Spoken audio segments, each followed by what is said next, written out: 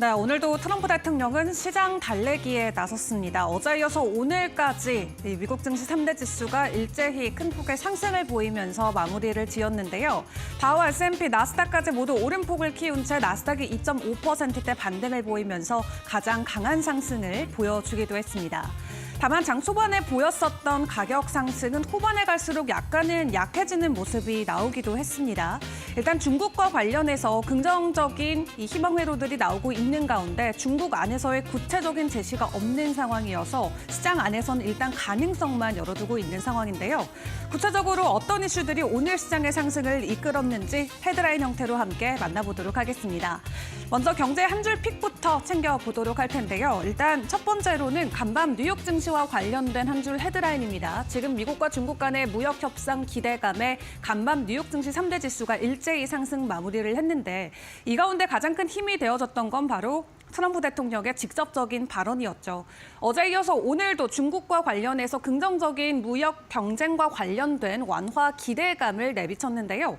구체적으로 어떤 내용들을 전해온 건지 영상으로 먼저 만나보시죠. We are going to have a fair deal with China. It's going to be fair. Good. We were losing anywhere from $3 to $5 billion a day. Think of it. We're losing billions of dollars a day under Biden and other presidents, frankly. But under Biden, it got really worse. China got out of control. We're losing $1 trillion a year. Trillion, not a billion, not a million, a trillion. And now we're going to be making money with everyone, and everyone's going to be happy. But we're no longer going to be the country that's ripped off by every country in the world. A few words about the Pope, sir. 네, 방금 영상에서 만나보신 것처럼 지금 기존에 미국이 중국에게 부과했던 관세의 절반 가까이까지도 줄어들 수 있다는 가능성을 시사하면서 간밤 투자자들의 환호가 나왔습니다. 트럼프 대통령뿐만 아니라 베센트 장관 또한 중국과 관련해 긍정적인 코멘트를 내놨는데요. 어떤 내용들이 전해졌을지 이 또한 영상으로 만나보겠습니다. China in particular is in need of a rebalancing. Recent data shows the Chinese economy tilting even further away from consumption toward manufacturing. China's economic system, with growth driven by manufacturing exports, will continue to create even more serious imbalances with its trading partners if the status quo is allowed to continue. China's current economic model is built on exporting its way out of its economic troubles. It's an unsustainable model that is not only harming China, but the entire world. China needs to change. The country knows it needs to change. Everyone knows it needs to change, and we want to help it change because we need rebalancing too. China can start by moving its economy away from export overcapacity and towards supporting its own consumers and domestic demand. Such a shift would help with global rebalancing that the world desperately needs. 어제 이어서 오늘도 베센트 장관은 무역과 관련된 일단 긍정적인 전망을 제시하긴 했습니다. 간밤 있었던 이 국제금융연구소 대담을 통해서 해당 내용을 전해왔는데요. 다만 일방적인 관세 인하는 아닐 것이다라고 재차 강조하면서 중국 쪽의 입장을 보면서 대응하겠다라고 확실하게 이야기를 전해왔습니다. 자, 그런 가운데 또 오늘 새벽 사이 속보로 전해졌던 추가적인 관세 관련 이슈입니다. 자동차 부품 관련해서 펜타닐과 철강 쪽의 관세 면제 계획을 가지고 왔는데요. 중국산 펜타닐과 철강 관세를 면제해주는 동시에 일단 외국산과 관련된 완성차에 대한 관세는 그대로 진행하겠다라는 내용이 공개가 됐습니다. 그리고 5월 3일부터 발효 예정인 이 부품과 관련해서도 일단 그대로 진행하는 걸로 확인이 되곤 있는데요. 구체적인 내용 계속해서 확인을 해보도록 하겠고요. 그리고 오늘 연준의 베이지북도 공개가 됐죠. 제롬 파월 연준 의장이 꼭 읽어보는 보고서로도 잘 알려져 있는데 일단 해당 보고서의 내용을 함께 확인을 해보시면 관세와 관련된 언급이 굉장히 많아진 것으로 체크를 해볼 수가 있겠습니다. 직전 대비해서도 2배 이상이라 많이 언급이 됐는데요. 무려 100회 이상 언급이 되면서 연준도 지금 트럼프 대통령의 관세와 관련해서 굉장히 민감하고 예민하게 지켜보고 있는 것을 확인합니다. 확인을 해볼 수가 있었습니다. 다만 전반적으로 연준 의장 해임 사건 그리고 이 관세와 관련해서 비교적인 완화 태도를 보여주면서 어제 이어서 오늘도 뉴욕 증시가 급등 흐름을 이어갔는데요. 그 가운데 종목들의 흐름들은 어떠했을지 종물 한줄 픽으로 이어가 보도록 하겠습니다. 먼저 유럽 쪽에서 애플과 메타에 이 과징금을 부과를 했습니다. 이 디지털법이 만들어지고 나서 처음으로 부과되는 사례가 됐는데 다행히도 트럼프 대통령의 눈치 보기가 이어지면서 시장이 예상했던 것만큼의 규모는 아니다라는 측면에서 두 종목의 가격 하락은 나오지는 않았습니다. 자, 그리고 인텔 같은 경우는 현재 감원을 진행하겠다라는 내용을 개장 전부터 가지고 왔죠. 전 세계 인력의 20%에 대한 감원 계획이 전해지면서 오늘 장중에 반등하는 모습이 나오기도 했고요. 일단 인텔 같은 경우는 오는 24일에 본격적인 실적 발표가 있기 때문에 실적 발표 컨퍼런스 콜을 통해서 보다 구체적인 내용이 전해질 것으로 보여지고 있습니다. 그리고 메타 같은 경우는 과징금 이슈에도 불구하고 오늘 4%대 반등을 보이면서 M7 종목 안에서도 꽤나 강한 상승을 보였습니다. 그에 대한 배경으로는 본격적으로 스레드에도 이 광고가 도입될 것으로 기대감이 올라오고 있기 때문인데요. 일단 하루에 사용자들이 엄청 많이 늘어나고 있다는 데이터와 함께 월간 사용자 수가 3억 명을 돌파했다는 사실이 전해졌는데 일단 메타 측에서는 월 사용자 10억 명 돌파를 목표로 지속적으로 사업을 확장해 나갈 계획이라고 합니다. 자, 그다음에 테슬라 같은 경우도 어제 실적 발표를 했습니다. 오늘 추가적인 가격 상승으로 이어지긴 했는데 테슬라 CEO 머스크가 일단 도지와 관련된 활동을 줄여가겠다라는 내용을 어제 컨퍼런스 콜에서 전해오면서 투자자들의 기대감을 키웠습니다. 다만 월가에서는 아직까지도 우려의 시각이 만연한데요. 어떤 내용들이 숨어 있을지는 잠시 후 머스노우 시간을 통해서 함께 점검을 해보도록 하겠고요. 시장 안에서에 대한 경기 침체 가능성이 최근에 조금은 사그라들고 있습니다. 관세에 대한 우호적인 내용들이 공개가 되면서 일단락되는 것처럼 보이지만 월가에선 여전히 경기 침체에 대한 가능성에 무게를 두고 만약 그런 상황이 나타나게 된다면 반도체 관련 종목들의 주가가 최대 30%까지 하향 조정될 수 있다라는 가능성까지 제기하고 있습니다. 일단 어제와 오늘 시장의 분위기는 나쁘지 않습니다. 이대로 분위기가 완전히 전환이 되는 것일지 혹은 또 잠깐의 휴식일 것일지 구체적인 내용들 계속해서 확인을 해보는 게 중요할 것 같은데요. 일단 이번 시간에는 김장열 유니스토리 자산운용본부장과 전화 연결해서 구체적인 시장 상황 점검을 해보도록 하겠습니다. 본부장님 나와 계실까요? 네, 안녕하세요. 네, 간밤 뉴욕 증시 다시 한번 강한 반등을 보였습니다. 간밤 시장 분위기는 어떻게 보셨을까요? 네, 이틀 연속으로 상승을 했습니다. 빅테크 중심으로 이틀 연속 상승을 했고요. 빅테크 중심이라는 것은 그동안 낙폭이 컸기 때문에 그런 거고 오늘 지속 상승한 거는 중국에 대한 관세 얘기가 구체적으로 나오기 시작하는데 50% 지금 145%인데 50% 수준, 50, 60% 수준으로 낮출 의향이 있는 것으로 보도가 되어서 이것이 다시 한번 어제에 이어서 이틀 연속 상승하는 기폭제가 되었고요. 말씀드린 것처럼 반도체가 민감하기 때문에 필라델피아 반도체 지수 자체가 어저께는 다소 약간 상대적으로 덜 올랐는데 오늘은 거의 4%에 육박할 정도의 상승을 보낸 거 반도체 강세 첫 번째 거고요. 두 번째는 테슬라 포함한 전기차 강세 테슬라 5.2% 포함해서 전기차 강세 이렇게 두 가지가 큰 꼭지라 보시면 되겠습니다. 네, 그렇다면 그 안에서도 좀 우리가 집중해볼 만한 이슈와 종목들 추가적으로 좀 체크를 해봐야 될 것 같은데 테슬라 좀 언급을 주셨습니다. 머스크 수장이 다시 한번 테슬라의 기둥이 되어준다라고 했을 때 지금 잃어버린 민심을 다시 되찾을 수 있을지 앞으로 추가적인 반등에 대한 기대감도 있을까요? 이틀 연속 상승을 했죠. 예, 한마디로 그냥 머스크 컴백 효과라고 말씀을 드릴 수 있겠습니다. 지금 오늘 5% 올랐는데 250불대이지 않습니까? 여기 주가를 보면서 어느 정도 시장에 무엇을 보고 있는가를 유추한다면 이렇게 볼 수 있어요. 우리 11월 6일인가요? 6일로 알고 있는데 작년에 트럼프 대통령이 당선되는 날 그때 급등했죠.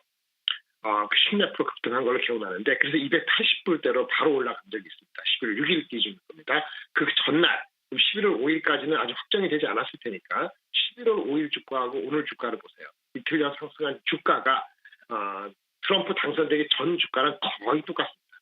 그러니까 다시 시작하는 거예요. 백투 스퀘어 원. 다시 시작하냐는 뭐냐.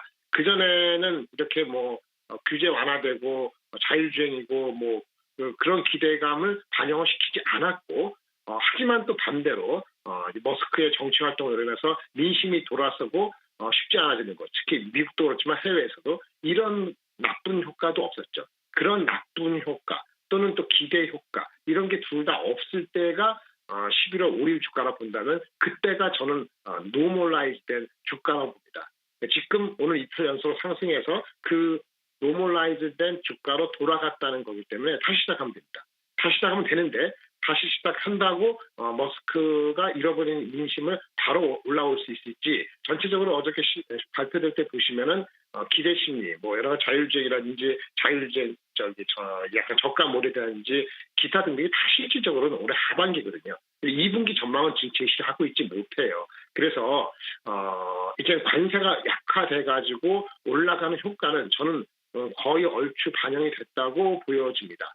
추가적인 관세가 인하되는 효과로 인한 효과는 아마 다른 주가에 더 이슈가 될 것이고 테슬라는 그 수량에 대한 가이던스가 나올 수 있는 시기가 무르익어야지 추가적인 강세의 강도가 결정될 것으로 보입니다.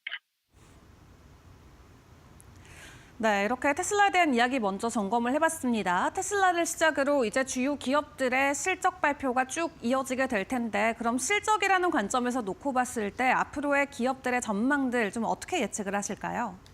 네, 일단 오늘 좀 전에 그 텍사스 인스트루먼트 우리가 그렇게 많이 보고 있지 않지만은 미국의 그 아날로그 반도체 업체 주가가 장중에도 많이 올랐고 시간에도 상당히 강세를 보이고 있는데 시장보다 예상이 2분기에 대한 전망이 죄송합니다.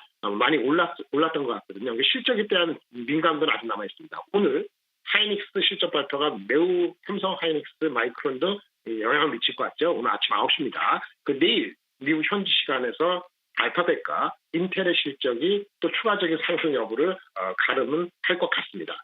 그런데 무엇보다도 전체적인 장이 중요하기 때문에 반도체는 우리나라 입장에서는 대한민국 입장에서 한미 상호 관세 협의 오늘 시작하죠. 그 결과도 중요하고요. 시장에서 좀 눈치도 보는 것은 또 환율도 이슈이기 때문에 지금 달러가 좀 안정화된 것이 다행이긴 합니다만 반대로 일본에 대해서 중국에 대해서 환율 이슈를 제기할 가능성이 시장에 전체적으로 어떤 영향을 주는가도 매우 중요합니다. 다만 에스오브나 오늘 현재로서는 어저께 이어서 미국이 3대장이 다 올랐잖아요. 오늘 비록 다우가 상대적인 강세가 약간 약했습니다만 뭐 P&G라든지 코카콜라 등 일부 필수 소비재만 소폭 하락해서 전체적으로 강했지만 이 강세가 골고루 올라간다는 측면에서는 시장은 아직은 탄력의 강도가 조금은 남아있지 않나라는 긍정적인 시각을 가지고 실적을 보셔야 되는데 오늘은 하이닉스.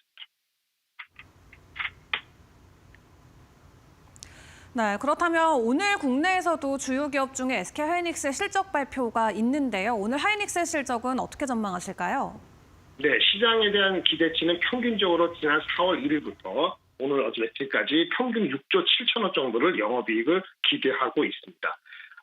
하지만 최근에는 조금 더 최근 예측은 좀 더 올라와서 일부에서는 7조 정도 가능성을 내비치는 곳이 한두 군데 등장했습니다. 따라서 시장의 기대는 아마도 7조 정도는 나와야지 주가의 강세를 어제에 이어서 의미 있게 갈 것 같고 만약에 실적이 많이 미스라는 것이 높아진 기대를 미스하고 가이던스에서 또 가이던스뿐만 아니고 최근에 한미 반도체하고 이슈 이런 거에 대해서 답변이 조금 미흡하다면 상고 하저가 될 가능성도 있기 때문에 변동성은 좀 유의하셔야 될 것 같습니다. 네, 오늘 하이닉스의 실적 변동성에는 주의해보자 말씀 주셨습니다. 지금까지 김장을 본부장과 함께했습니다. 수고하셨습니다. 감사합니다. 네, 시장에 대한 분위기 먼저 간략하게 살펴봤습니다. 조금 더 깊이 들어가서 종목과 이슈들도 다뤄보도록 할 텐데요. 김수영 캐스터가 준비해줬습니다. 네, 간밤 뉴욕 증시에서 주목해야 할 특징적인 종목들 함께 살펴보겠습니다. 간밤 뉴욕 증시는 미국과 중국과의 무역 전쟁이 완화될 거라는 가능성이 시사되면서 기술주와 대형주 중심으로 상승 흐름 보였는데요. 또 여기에 더해 트럼프 대통령이 파월 의장을 해임하지 않겠다고 밝히면서 주요 지수 모두 상승했습니다. 그럼 기술주 섹터 먼저 보겠습니다. 테슬라는 어제 5% 가까이 상승했습니다. 테슬라는 1분기 실적이 부진했음에도 불구하고 상승 흐름 보여줬는데요. 자세한 실적 내용 살펴보겠습니다. 네, 이번에 테슬라 1분기 실적, 차량 판매는 예상보다 적었고 서비스, 에너지, 자동차 부문 모두 매출이 기대에 못 미쳤습니다. 수익성 지표인 주당 순이익 역시 월가 예상치를 밑돌았고요. 그런데도 주가가 오른 이유 바로 일론 머스크 CEO의 변화된 태도 때문입니다. 머스크는 이번 실적 발표에서 그동안 자신이 투입해온 정부 효율부 도지 업무에서 물러나고 앞으로는 본업인 테슬라에 더 집중하겠다고 선언했습니다. 다음 달부터는 정부 효율부에 쓸 시간이 확 줄어들 것이다라는 그의 발언은 곧바로 시장의 긍정적인 시그널로 받아들여졌습니다. 네, 간밤 뉴욕 증시에서 아마존 역시나 4% 이상 급등했는데요. 그 배경에는 트럼프 대통령의 관세 완화 발언이 있었습니다. 네, 트럼프 대통령이 최근 행정부에 대해서 최근 중국산 제품에 대해 수입 관세를 절반 이상 인하할 것이라고 밝혔는데요. 재무부 장관 스콧 벤센트 역시 미국과 중국 무역 긴장이 조만간 완화될 것이라고 언급했습니다. 아마존 입장에서는 이 뉴스가 역시나 반가울 수밖에 없는데요. 아마존에서 판매되는 제품의 약 70%가 중국산이기 때문입니다. 만약 기존처럼 고율 관세가 유지된다면 많은 판매자들이 아마존에서 제품을 내리거나 제품 가격을 크게 인상할 수밖에 없었고 이런 최악의 시나리오를 피할 수 있다는 기대감이 시장에 안겨졌고 결국 아마존 주가가 빠르게 반등하는 결과로 나왔습니다. 네, 다음 메타 살펴보겠습니다. 메타 역시나 4% 이상 급등했습니다. 지금 EU에서 AI 규제법 이슈가 불거지고 있지만 이 기술주 전반적인 훈풍에 이어서 메타 역시나 주가 끌어올리는 모습이었습니다. 그럼 자세한 내용 한번 살펴보겠습니다.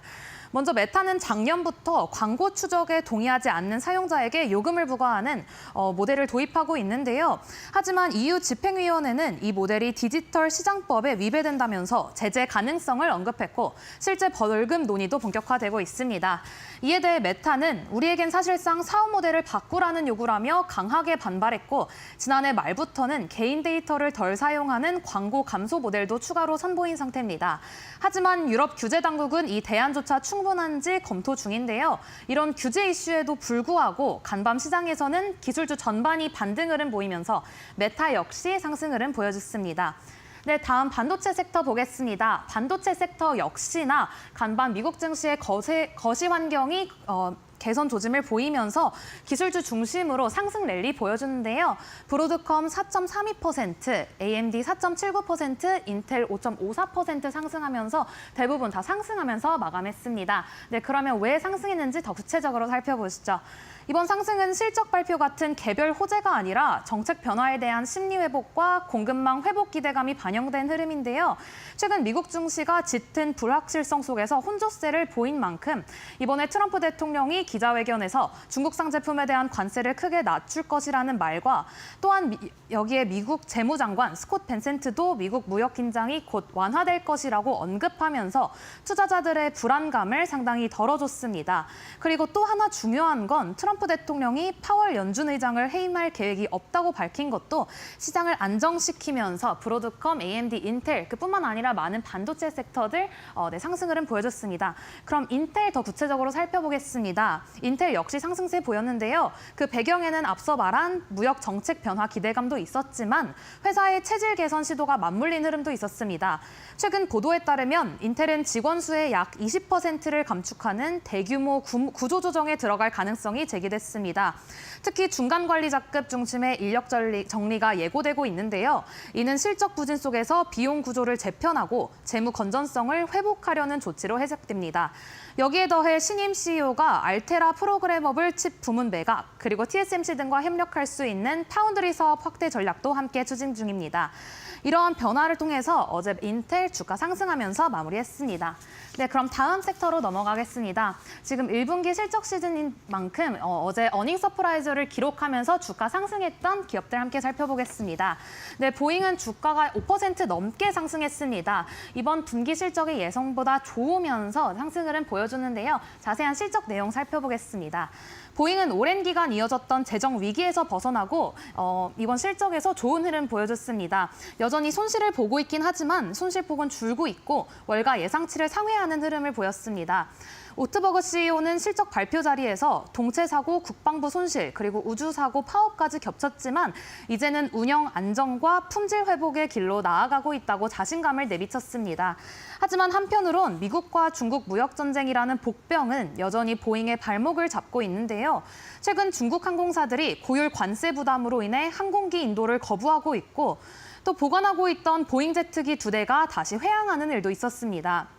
보잉 항공기 부품의 약 30%가 미국 외 지역에서 공급되고 있어서 관세는 곧 원가 부담으로 직결되는 구조인 만큼 보잉 최근에 힘든 일 보냈는데요. 다만 보잉은 관세 부담이 연간 5억 달러 미만 수준이며 정부의 관세 환급 제도를 통해 상당 부분은 보전 가능하다고 밝히면서 어제 6% 상승했습니다.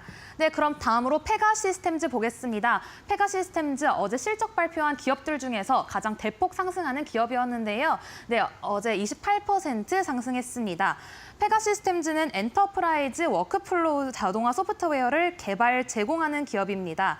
쉽게 말해서 기업들이 업무를 더 빠르고 효율적으로 처리하도록 도와주는 솔루션을 만드는 회사인데요. 이번 1분기 실적 발표에서 매출과 주당 순이익 모두 애널리스트 전망치를 크게 웃돌았고 특히 핵심 사업인 페가클라우드 계약 규모가 전년 대비 23%나 늘었습니다. 또한 수주 잔고도 21% 급증하며 앞으로 고객 수요가 꾸준히 이어질 거란 기대감을 키우며 주가 대폭 상승했습니다. 네, 다음은 GE 버노바 보실 텐데요. GE 버노바 역시 1분기 실적 좋게 나오면서 3% 넘게 올랐습니다. 신재생 에너지 중심의 GE 버노바는 1분기 실적에서 깜짝 발표를 했습니다. 매출과 이익 모두 시장 예상치를 크게 웃돌았고 특히 전력 장비 부문과 서비스 수주가 전년 대비 각각 43%, 16% 증가하며 102억 달러의 신규 수주를 올렸습니다. 중요한 건 관세와 인플레이션 우려에도 불구하고 회사가 연간 매출과 현금 흐름 전망을 그대로 유지했다는 점입니다. 그런 점에서 3% 급증하면서 장 마감했습니다. 네, 그럼 다음 기업들도 보겠습니다. 네, 다음 기업들도 어닝 서프라이즈 기록하면서 상승 흐름 보여줬는데요. 일단 처음으로 AT&T입니다. AT&T 0.7% 상승했습니다. 미국 대표 통신사 AT&T는 1분기 실적에서 주가가 이번 분기 모바일 가입자 수가 32만 4천 명을 늘어나면서 시장 예상치를 크게 웃도는 강력한 상승세 기록 중입니다. 그 결과 모바일 서비스 매출은 4.1% 증가, 소비자 광대역 가입자 수 역시 견고하게 늘면서 광대역 매출도 19% 급증했습니다. 전체 매출은 306억 달러로 시장 기대를 상회했는데요. 비록 EPS는 0.01달러 낮게 나왔고 연간 가이던스도 시장 전망보다는 보수적이었지만 핵심 사업의 수요 회복세가 확인되면서 투자자들의 신뢰가 되살아난 모습입니다. 네, 다음 버티브 보겠습니다. 버티브는 8% 상승하는 모습이었는데요. 버티브 1분기 실적도 자세하게 살펴보겠습니다. 네, 버티브는 1분기 실적에서 매출과 이익 모두 기대치를 상회하면서 주가 18% 넘게 급등했습니다. 수주도 견조하게 증가했고 특히 후행 12개월 수주 증가율이 20%를 넘으면서 AI 데이터 센터 수요 확산에 확실히 올라타고 있다는 평가를 받았습니다. 무엇보다 회사는 2025년 연간 매출 전망을 상향 조정했는데요. 이런 전망 상향은 시장에서 성장이 이어질 것이라는 신호로 해석되며 강한 매수세를 이끌어낸 요인입니다. 네, 간밤 뉴욕 시장에서 독일 대표 소프트웨어 기업 SAP도 7.52% 상승하며 마감했습니다. 네, 그럼 SAP 기업 1분기 실적 어땠는지 함께 살펴보시죠. 네, SAP는 1분기 실적이 깜짝 발표 수준으로 시장 기대를 크게 뛰어넘었습니다.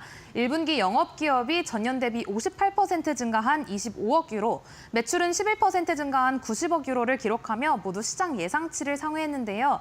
특히 클라우드 사업 부문이 탄탄한 흐름을 이어가고 있다며 클라우드 수주 잔고도 전년 대비 29% 늘어나는 호조를 보였습니다. 네, 그리고 연간 클라우드 수익 가이던스도 기존 수준으로 유지하면 올해 전체 실적 전망에 대한 자신감도 있을 것이라는 걸 재확인하면서 7% 상승하는 모습 보였습니다. 그럼 다음으로는 1분기 실적에서 아쉬웠던 실적 발표했던 기업들 함께 보겠습니다. 일단 첫 번째로 엔페이지 에너지인데요. 엔페이지 에너지는 1분기 시장 기대를 밑돌았고 또 중국산 부품에 대한 관세로 마진 하락 가능성이 커지면서 어제 어닝 쇼크 보였습니다. 네, 간밤 시장에서는 급락세를 보였고요.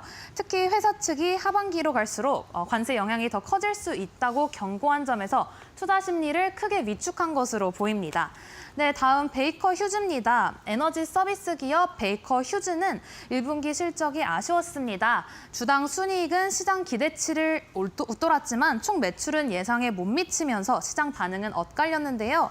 조정 EPS도 상회했지만 작년과 같은 기간과 비교하면 이익이 확실히 개선된 모습이었습니다. 특히 이번 분기의 실적 개선은 천연 가스 기술에 대한 수요 증가와 수익성 개선 덕분이라는 분석이 나오는데요. 이런 실적과 다르게 총 매출은 소폭 증가하긴 했지만 시장 기대에는 미치지 못하면서 완전한 서프라이즈라 보기는 어려운 실적이고요. 주가 하락하면서 장 마감했습니다.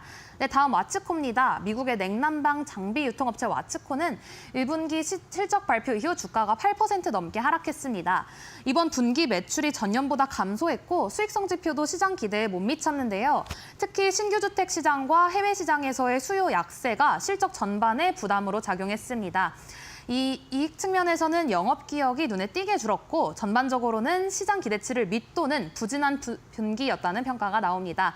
경기가 민감한 업종인 만큼 거시경제 둔화와 주택시장 흐름이 와츠코 실적과 주가 모두에 계속 영향을 줄 수 있는 상황입니다. 네, 그럼 다음으로는 이슈 있었던 종목들 함께 살펴보겠습니다. 글로벌 제약사 브리스톨 마이어스가 어제 2.61% 올랐습니다. 이번에 발표된 조현병 치료제 코벤피가 임상실험 3상에서 아쉬운 결과를 내면서 주가가 장중에 하락하는 모습도 있었는데요. 무슨 내용인지 더 자세하게 살펴보겠습니다. 네, 이 약물은 기존 약물에 보조요법으로 추가 투여되는 형태입니다. 이번 결과는 기대에 못 미치는 수준이었는데요. 시험에서는 코벤피를 투여한 그룹이 좋은 모습을 보이긴 했지만 통계적으로 유의미한 수준에는 미치지 못했습니다. 간단히 말해서 효과는 있었지만 신뢰할 수 있는 정도는 아니었다는 평가인데요. 이는 BMI가 정신질환 치료 영역 확장을 위해 공들여온 파이프라인 중 하나였기 때문에 시장에서는 큰 실망감으로 작용했고 주가 역시 발표 직후 하락세를 보였습니다. 그럼 다음으로 이슈 있었던 종목 노바백스 살펴보겠습니다. 노바백스는 어제 19.52% 상승하며 대폭 상승하면서 장 마감했습니다. 코로나19 백신 제조업체 노바백스가 FDA가 백신 허가 신청과 관련해서 추가적인 시판 후 데이터를 요청했다는 소식 이후 나온 반응인데요. 회사는 이에 대해 신속하게 대응할 준비가 되어 있으며 백신의 정식 승인 가능성에 자신감을 갖고 있다고 밝혔습니다. 공식적인 허가 신청은 이미 진행된 상태며 이후에도 FDA와 계속해서 협의 중이라고 덧붙였습니다. 시장에서는 이번 요청을 허가 절차의 마지막 단계로 접어든 신호로 해석하면서 기대감을 반영해 주가가 급등하면서 이어졌습니다. 다만 노바백스 측은 최종 승인은 FDA의 요구사항 충족 여부에 달려 있으며 모든 예측은 불확실성을 수반한다면서 조심스러운 입장도 함께 밝혔습니다. 네, 다음으로는 트럼프 미디어 앤 테크놀로지 보겠습니다. 어제 19% 이상 급등했는데요. 트럼프 미디어는 주가는 가상자산과 ETF 시장 진출 계획 발표 소식에 급등했습니다. 크립토닷컴 자산운용사 요크빌 등과 협업해 미국 우선주의 테마 ETF와 디지털 자산 상품을 출시할 예정이라고 발표하면서 시장 기대감이 반영된 흐름이었습니다.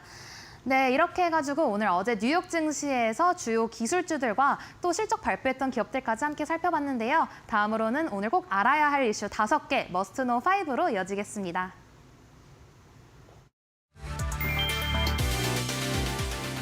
테슬라 기대 이하 1분기 성적표. 테슬라는 22일 1분기 매출이 193억 4천만 달러로 전년 동기 대비 9% 감소했다고 밝혔다.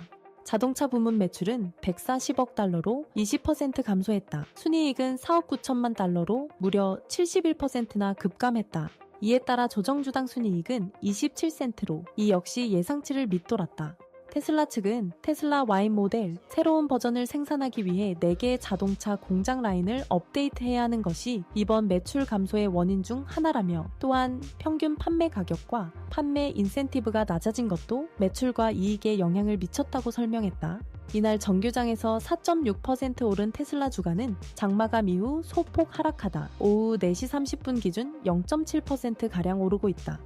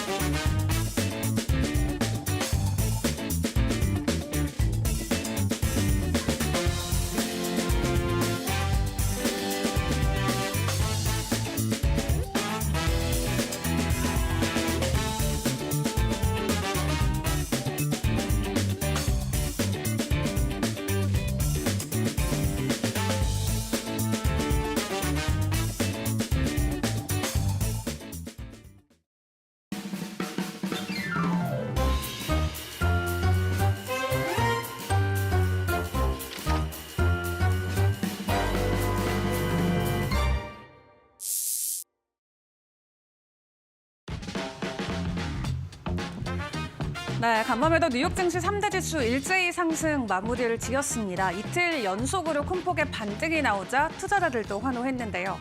간밤에도 뉴욕 증시가 상승할 수 있었던 이유 역시나 트럼프 덕분이었습니다. 간밤에는 어떤 내용들이 추가적으로 전해졌는지 같이 점검해 보도록 하겠습니다. 오늘도 관세와 관련된 내용들을 공개를 했습니다. 일단 제롬 파월 연준 의장 해임설과 관련해서도 여전히 한 발 물러서는 모습을 보였고요. 다만 금리 인하에 대한 압박은 계속되긴 했습니다.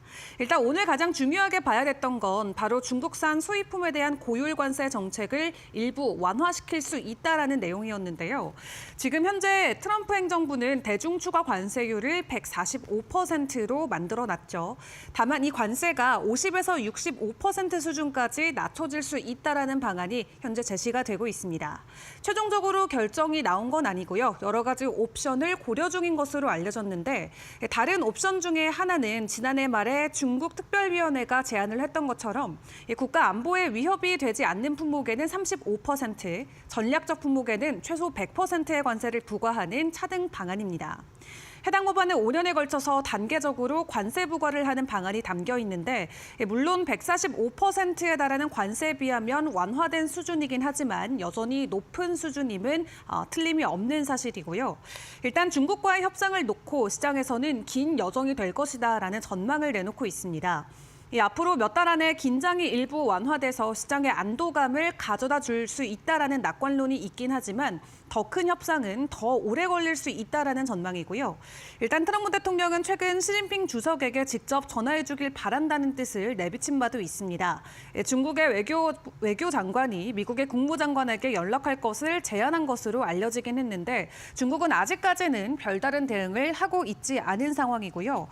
대중관세 인하 시사와 관련해서 중국 외교부에서 나온 소식은 싸운다면 끝까지 맞서 싸우되 대화의 문은 활짝 열려 있다라고 전하면서 기존의 입장을 그대로 고수한 것으로 확인됐습니다. 지난주까지 뉴욕 증시가 급락하는 흐름이 나오면서 투자자들의 반발이 거세지자 트럼프 대통령 일단 한 발 물러서는 모습은 계속 나오곤 있습니다. 다만 중국에서 이 손을 잡아줄 수 있을지 조금 더 강경한 반응을 기다리고 있는 시장인데요. 중국 쪽에서 반응하지 않고 이대로 사태가 일단락되게 된다면 최근에 올랐었던 상승폭에 대한 반납까지도 또 고려를 해보는 상황이 나올 수도 있겠습니다. 그 가운데 연준의 베이지북도 함께 공개가 되면서 시장이 관심을 보였습니다. 연준은 여전히 굉장히 고민이 깊은 것으로 보여지죠. 불확실성 그리고 관세라는 단어가 상당히 많이 언급된 것으로 보여지는데요. 직전 분기 때 나왔었던 베이지북 보고서 대비해서도 2배 이상의 불확실성과 관세와 관련된 내용이 담긴 것으로 확인됐습니다. 상황이 이렇다 보니까 금리 인하에 대한 기대감을 크게 가져가긴 어려울 것 같습니다.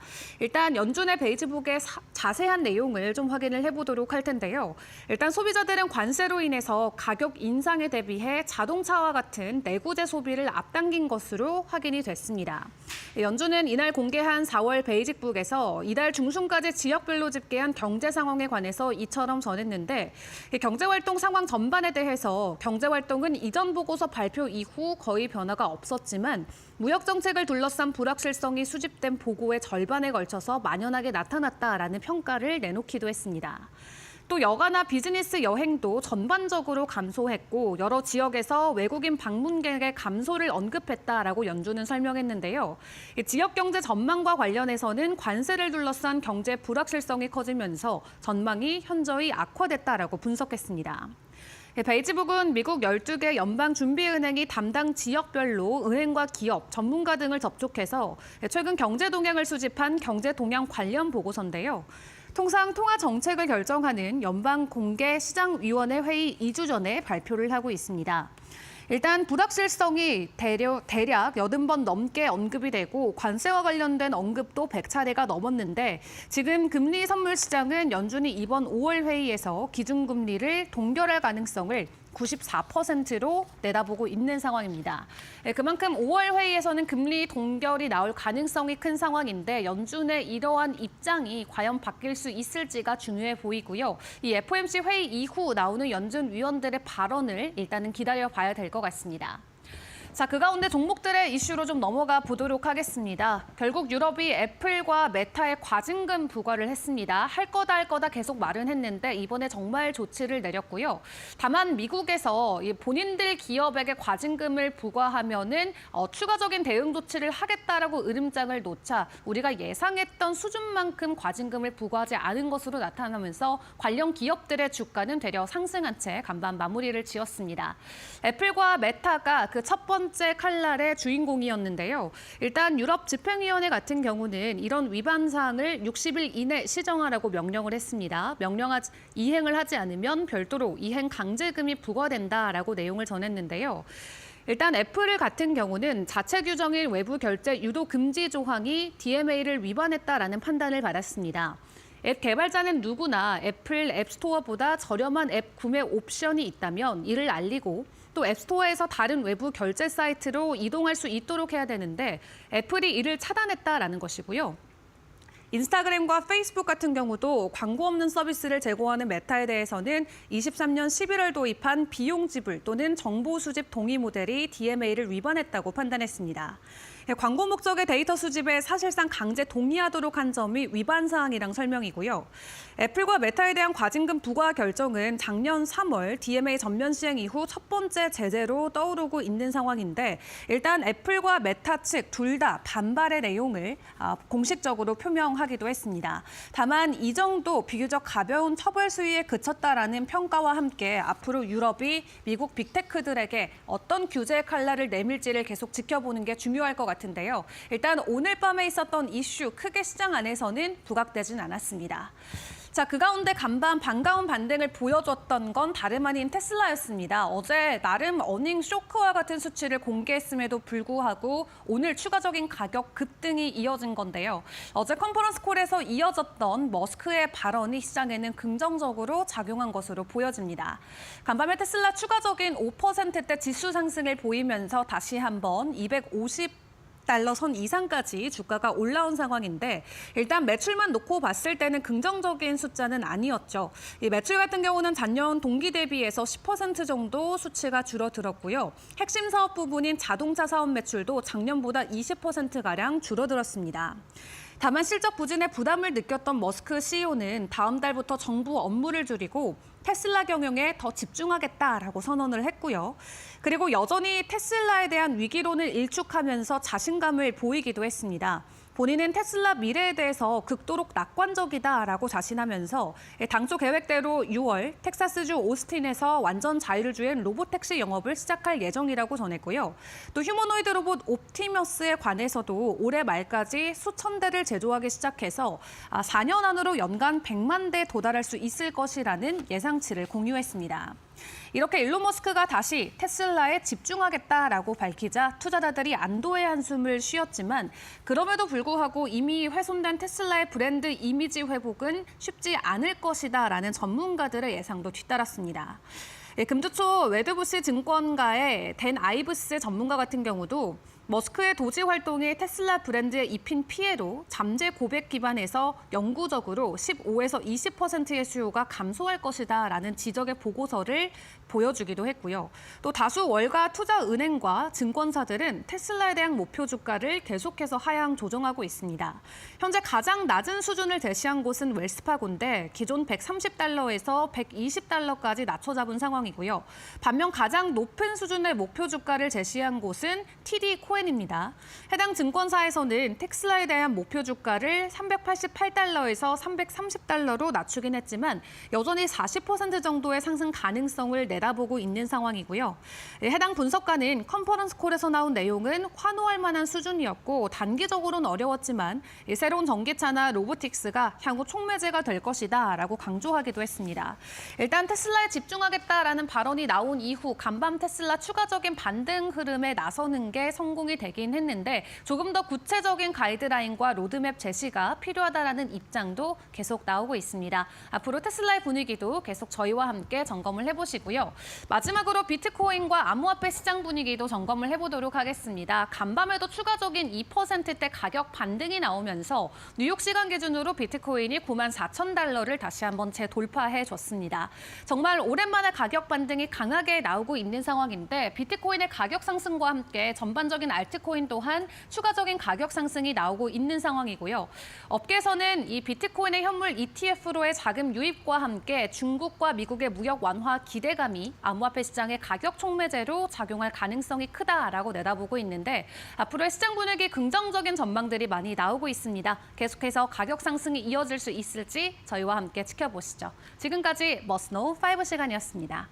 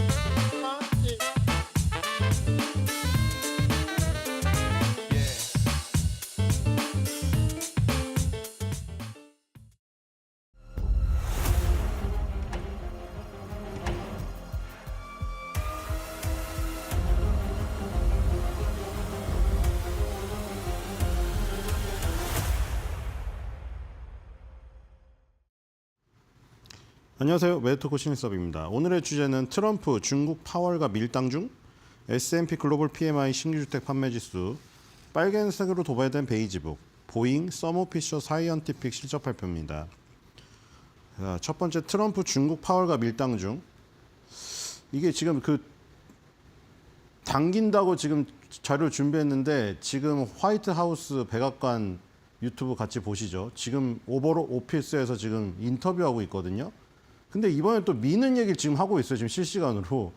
어떻게 종잡아야 될지 모르겠는데 지금 현재 그 화이트하우스에서 오벌 오피스에서 얘기하는 거는 2, 3주 안에 그 나라별 관세를 재조정하겠다고 하네요. 또 그 판때기 갖고 나서 또 얘기하려나요, 지금? 그리고 중국하고 협상 안 돼도 상관없답니다, 지금. 이렇게 되면 어떻게 되는 거죠, 지금? 지금 준비한 거는 그 이제 증권감독위원회 위원장을 신임으로 임명했어요. 그래서 이분이 이제 암호화폐에 대해서 우호적인 분이시거든요.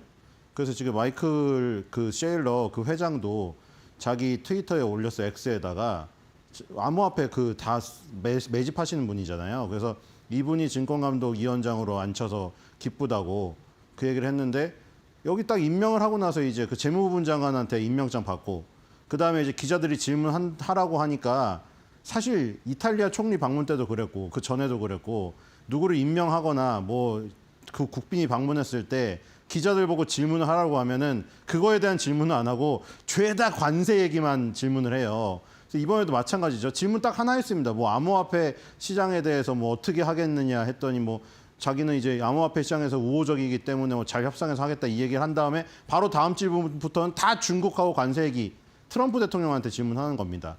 이제 옆에 그냥 앉아 있는 거죠. 옆에 그냥 꺼다 놓은 보리자루처럼 앉아 있는 건데 지금 그래서 뭐 여기서 중국하고 좋게 지낸다고 얘기를 했는데 지금 또 백악관에서 다른 얘기를 하고 있어가지고 자 맨날 매일매일 다릅니다 지금. 그래서 뭐 전 세계 모든 나라가 미국과 교류하고 싶어하고 하루에 50억 달러씩 잃고 있다가 내가 관세 부과해가지고 지금 돈 다 되찾아오고 있다 이거예요.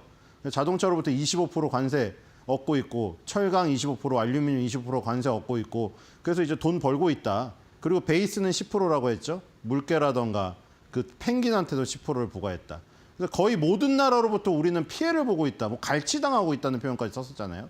그래서 뭐 미국을 다시 위대하게 만들자라는 좋은 문구를 갖고 있고 주식시장이 꽤 상승했다. 그렇죠? 전환기이긴 하지만 뭐 또 그랬고 중국에 대해 강경한 태도를 취할 거라고 말하지 않을 거라고 여기서 했는데 그렇죠? 거래를 성사시켜야 될 것이다. 뭐 이런 얘기까지 했고 145%는 매우 높은 수준이어서 여기서 더 나아가지는 않을 것이다라고 얘기를 했고요. 자, 그리고 이제 중국하고 또 한 명 있죠. 중국하고 파월을 매일 하루에 한 번 이상이죠. 한 100번씩 부를 수 있습니다. 이번에 또 이제 파월 의장에게 얘기를 하려고 빌드업을 하고 있습니다.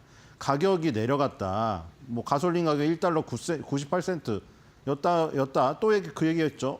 그다음에 이제 또 이제 이 인플레이션 계란 가격 얘기하고 있습니다. 또 500%를 상승했었는데 내가 그걸 부활절에 계란을 못 먹을 거라고 사람들이 다 욕을 했지만 나는 먹게 만들었다는 거죠.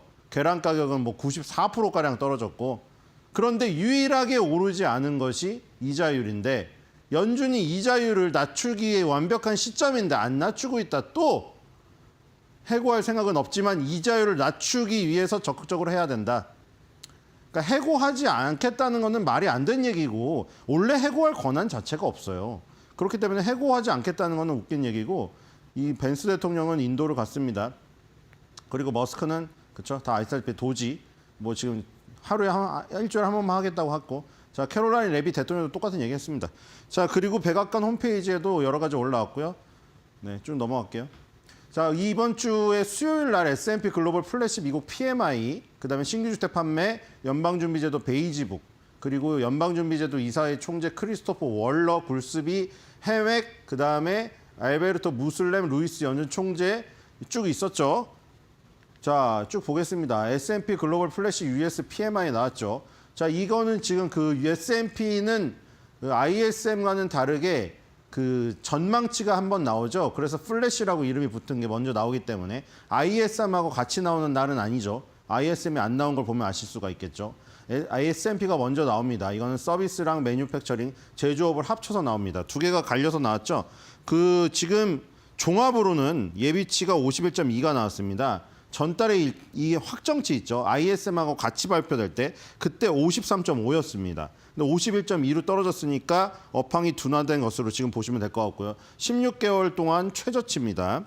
그리고 4월 서비스 구매관리자 지수 예비치는 51.4가 나왔고요. 전달 확정치가 54.4였기 때문에 그보다 낮았고요. 시장 예측치 52.8도 하회했습니다. 그런데 제조업이 좋았습니다. 지금 그 제조업의 부흥을 부르짖고 있지 않습니까? 트럼프가. 제조업 PMI 예비치는 50.7이 나왔습니다. 시장 예상치는 49였고요. 3월의 확정치도 50.2였습니다. 그러니까 제조업은 좋아졌고 서비스업은 악화됐습니다. 물론 이거는 설문조사죠. 그 사람들의 마음에 대한 내용이라는 거 소프트 데이터입니다. 자, 그리고 자, 예측치보다 그 상회했다는 거 나오고 있고요.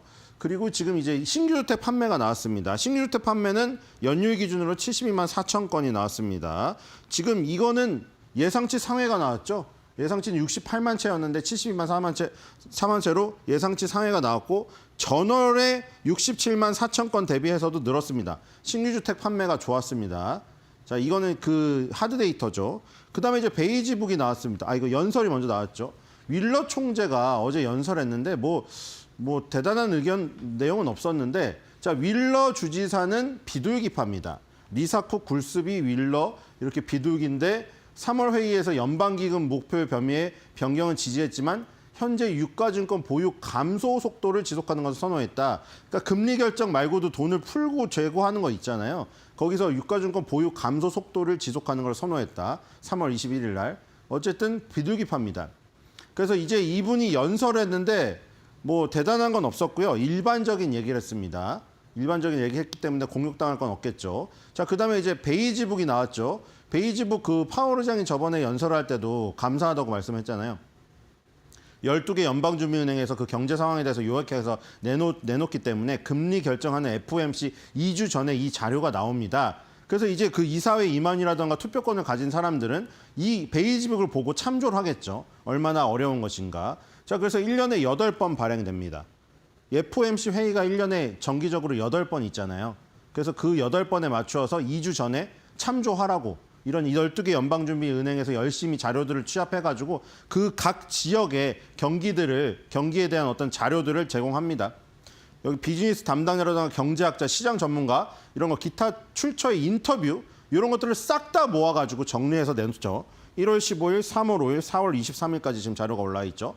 이게 다 1, 3, 4, 6 이렇게 쭉 나가는데 FOMC 2주 전에 나온다.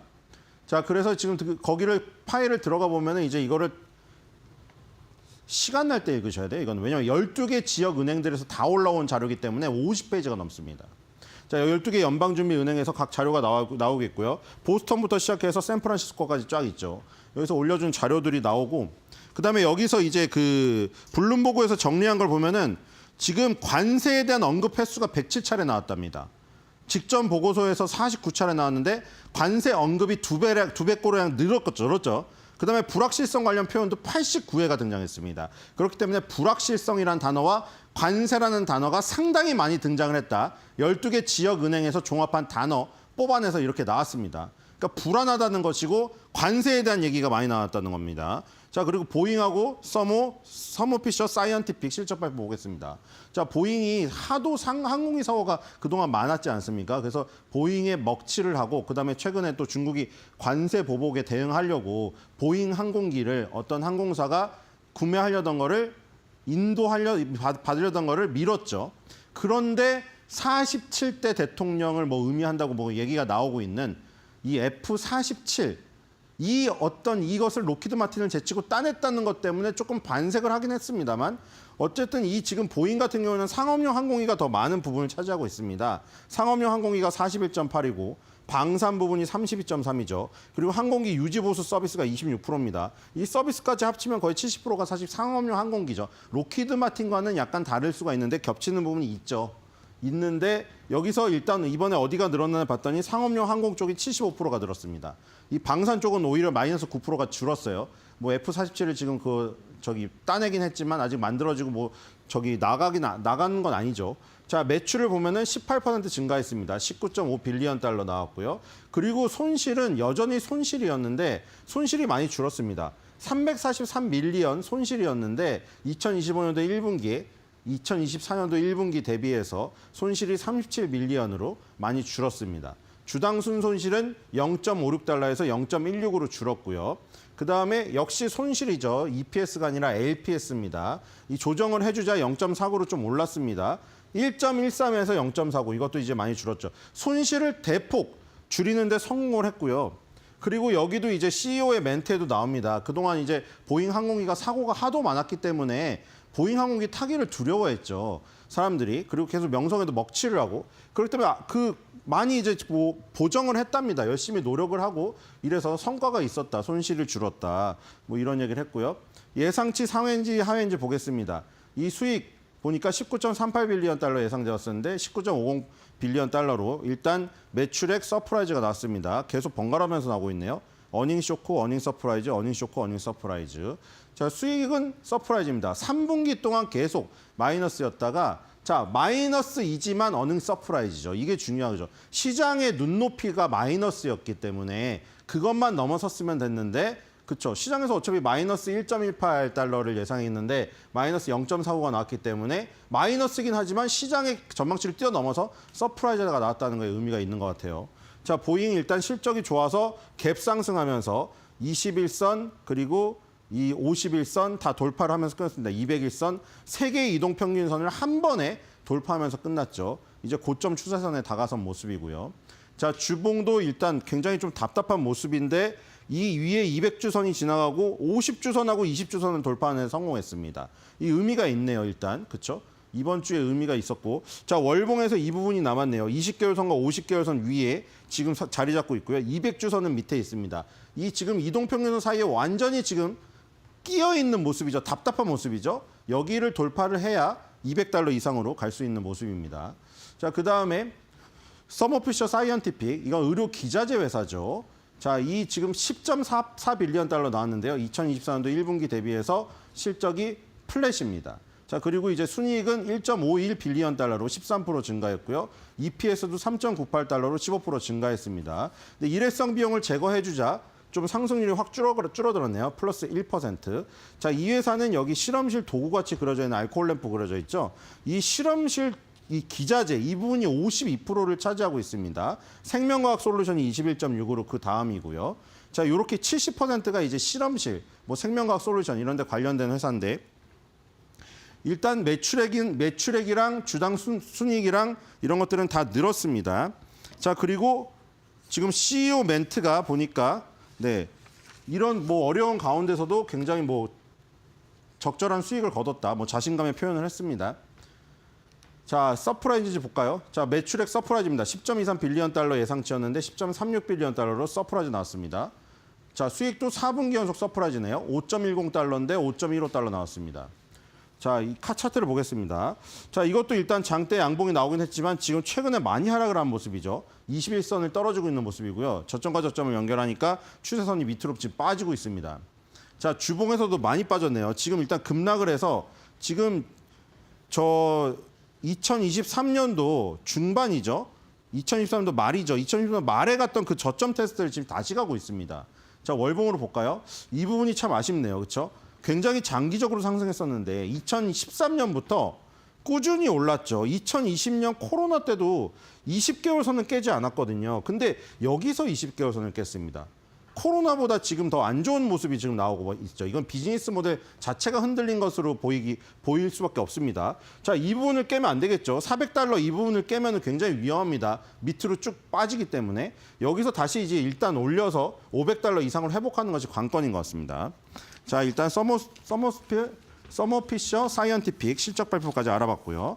자, 아까 전에 베이지북에 나온 단어들 블룸버그에서 정리한 거 알려드렸죠.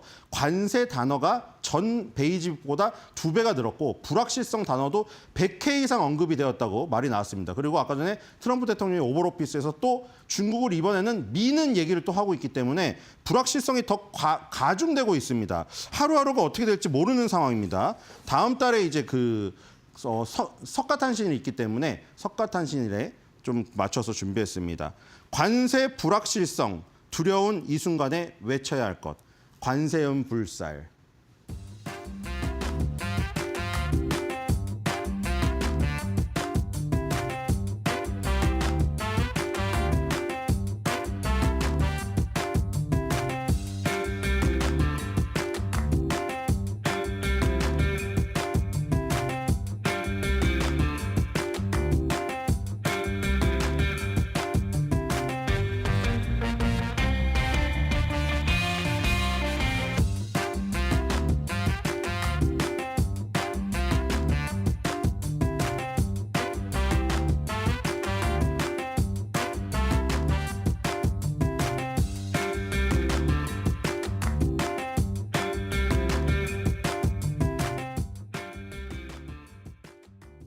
이틀 연속으로 강한 반등을 보여준 미국 증시, 간밤 어떻게 마무리됐는지 함께 시장 상황 점검을 해보겠습니다.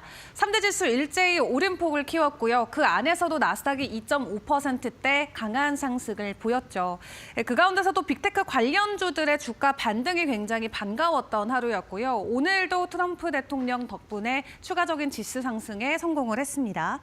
다만 위험 자산이 이렇게 급격하게 오름폭을 키우자 그동안 사상 최고치 랠리를 보였던 금값 같은 경우는 되려 빠지는 모습이었고요. 오늘만 3% 정도 가격 하락이 나왔습니다.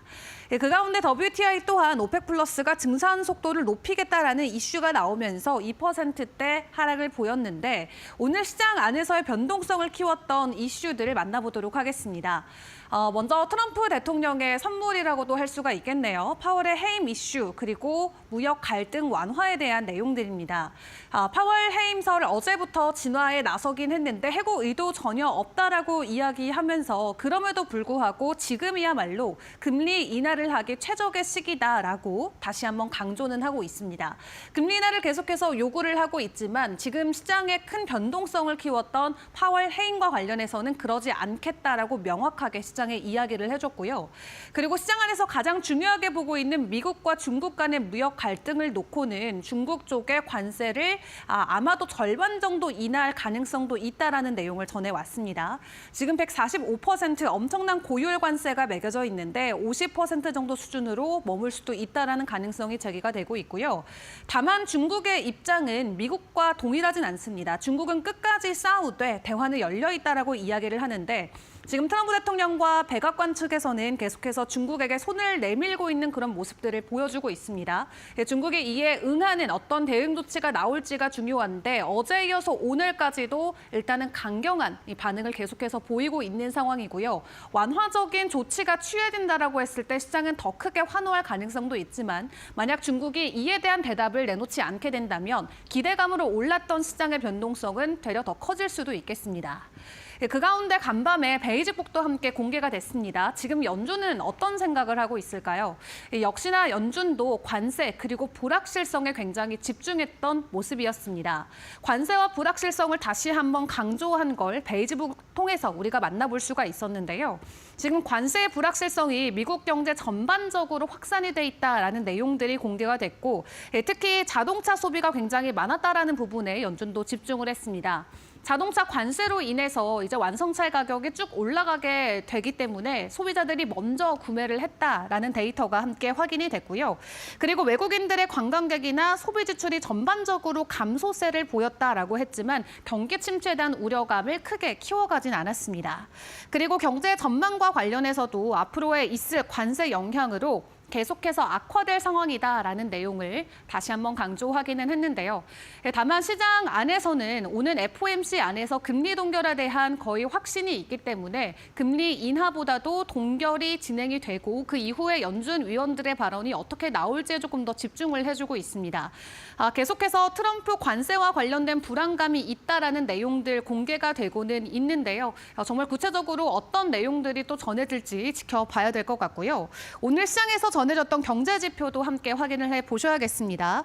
4월에 서비스업 PMI와 제조업 PMI 공개가 됐는데 현재 서비스업 같은 경우는 51.4로 시장의 예상치를 하회하는 수치가 공개가 됐고요. 제조업이 오랜만에 52 이상까지 올라왔습니다. 확장 국면까지 올라오면서 시장의 예상치를 되려 웃도는 모습이 나왔습니다.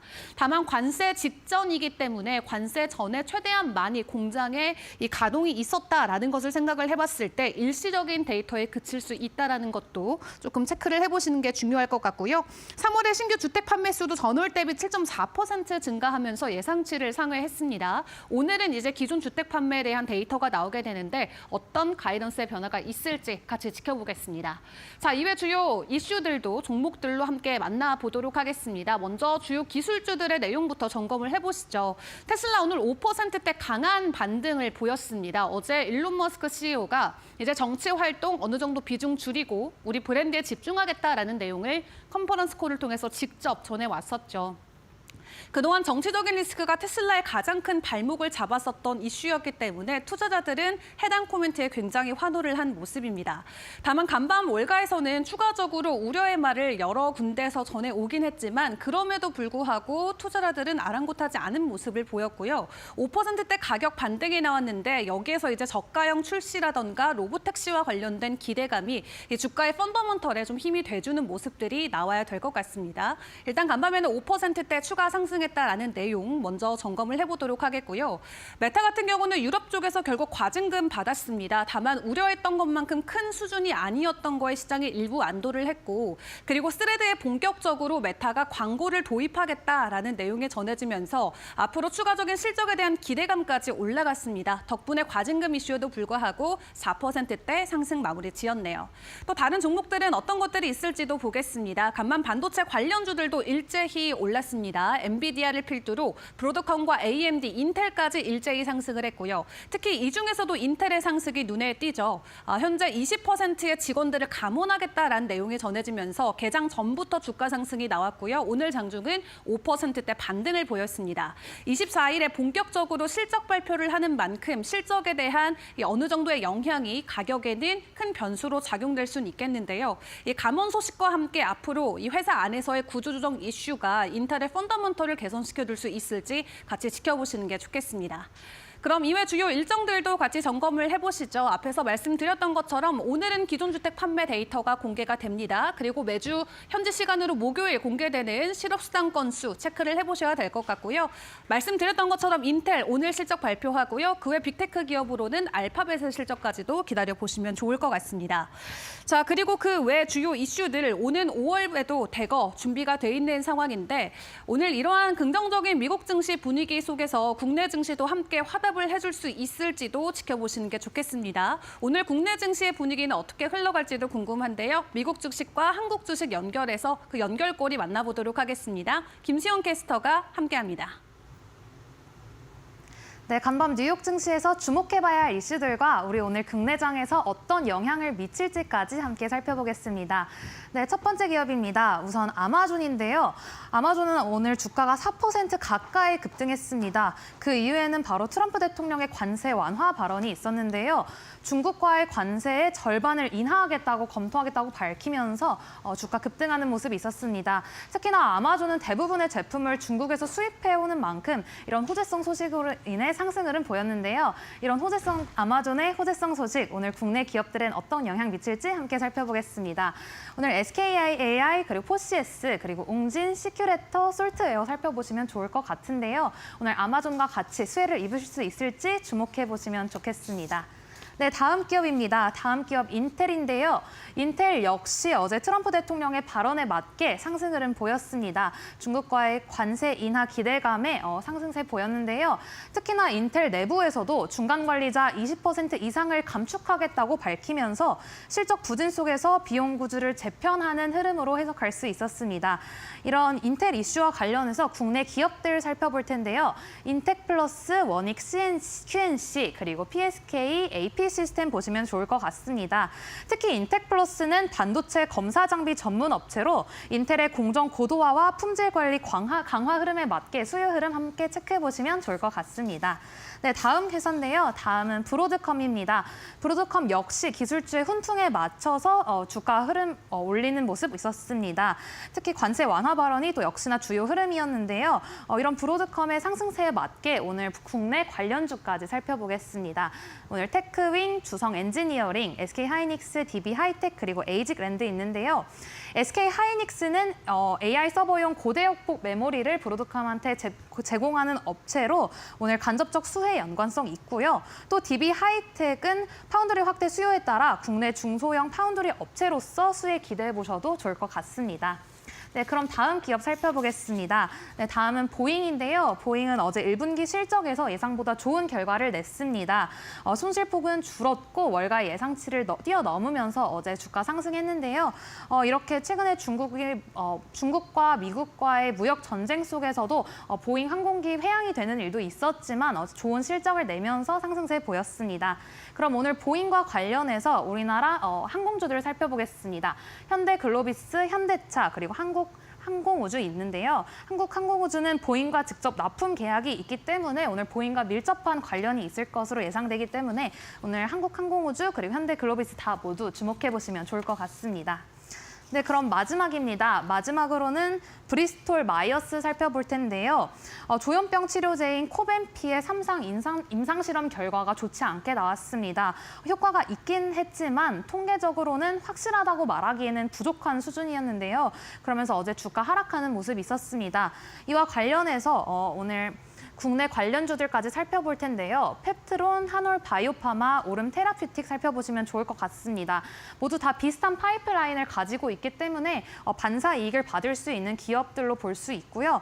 특히나 펩트론은 지속형 조현병 치료제를 개발 중입니다. 이로 인해서 브리스톨 마이어스의 실패로 글로벌 시장 내에서 대안 가능성도 주목해 보시면 좋을 것 같습니다.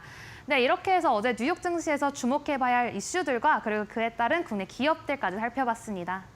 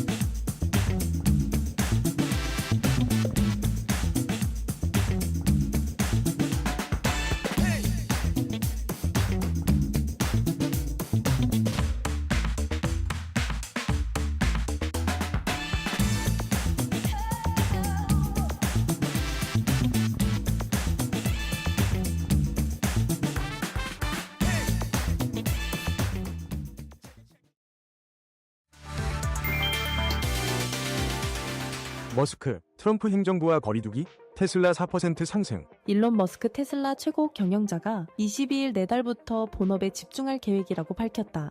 그의 발언 이후 이날 시간의 거래에서 테슬라 주가는 4%대 상승세를 보이고 있다. 그는 트럼프 대통령이 원하고 필요한 정부 문제라면 일주일에 하루나 이틀은 정부 업무의 시간을 할애하겠지만 정부 효율부의 주요 작업이 완료된 만큼 테슬라에 더 많은 시간을 쓸 것이라고 말했다. 그의 이 같은 발언은 부진한 테슬라 1분기 실적 발표 이후 나왔다.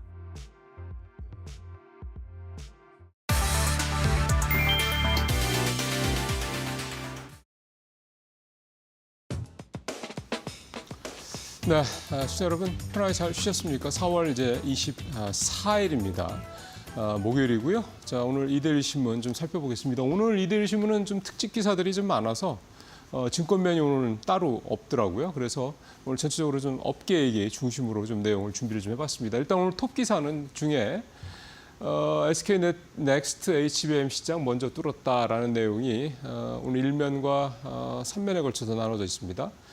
CXL은 이제 컴퓨팅 익스프레스 링크 이게 얘기하는데 링크라는 뒤에 이제 표현이 있는 것처럼 원래 이제 이게 연결하는 그러니까 쉽게 생각하면 이제 CPU, GPU 그다음에 DRAM 등등등 AI 가속기 안에 들어가는 여러 이제 구성 요소들이죠. 이것들을 연결을 해서 쉽게 생각하면 이제 효율성을 높이는 뭐 데이터 속도를 빠르게 한다든가 더 많은 거를 저장하게 한다든가 등등등 이런 요소로 생각을 해서 개발이 된 건데 지금 분위기는 이게 이제 넥스트 제목에서처럼 넥스트 HBM, 그러니까 HBM을 다음 세대의 이제 기술로 메모리 기술로 좀 부상이 좀 되고 있는 그런 상황입니다. 이렇게 이제 넥스트 HBM으로 부상이 되는 좀 근본적인 이유를 생각을 좀 해보면은요. 일단은 현재 그 최첨단, 그러니까 소위 말하는 선단 공정의 이 개발 어떤 그 기술이 지금 이제 1나노, TSMC가 이제 1.6나노까지 지금 올해부터 들어가겠다 얘기를 하고 있는 상황이니까 지금 1.6나노, 그러니까 1나노 때까지 지금 들어온 거죠.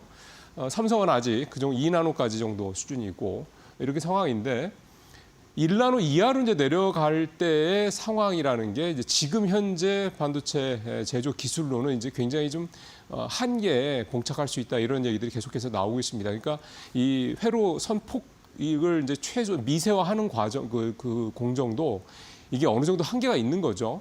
그러니까 현재 기술로서는 소위 말해 이제 그 HBM이 이제 지금 현재 6세대까지 가서 HBM4 12단까지 지금 개발이 돼서 지금 SK하이닉스 같은 경우 가장 먼저 고객사들 분유 테스트를 하는 중으로 알려지고 있는데 이제 이게 이제 6세대, 이제 7세대, 8세대 이렇게 넘어가는 과정에서는 지금 현재 현존하는 기술 가지고는 한계가 좀 보이기 때문에 이런 것들을 좀 뛰어넘는, 그러니까 이를테면 7세대, 8세대까지 가는 그 과정에서 이를테면 어느 정도의 세 말하는 이제 과도기적인 측면에서 이 CXL 기술이 상당히 좀 효과적이다 이런 평가들이 좀 나오고 있는 겁니다. 무슨 소리냐면 CPU와 GPU는 지금 현재는 따로 좀 움직이는 노는 그런 상황인데요.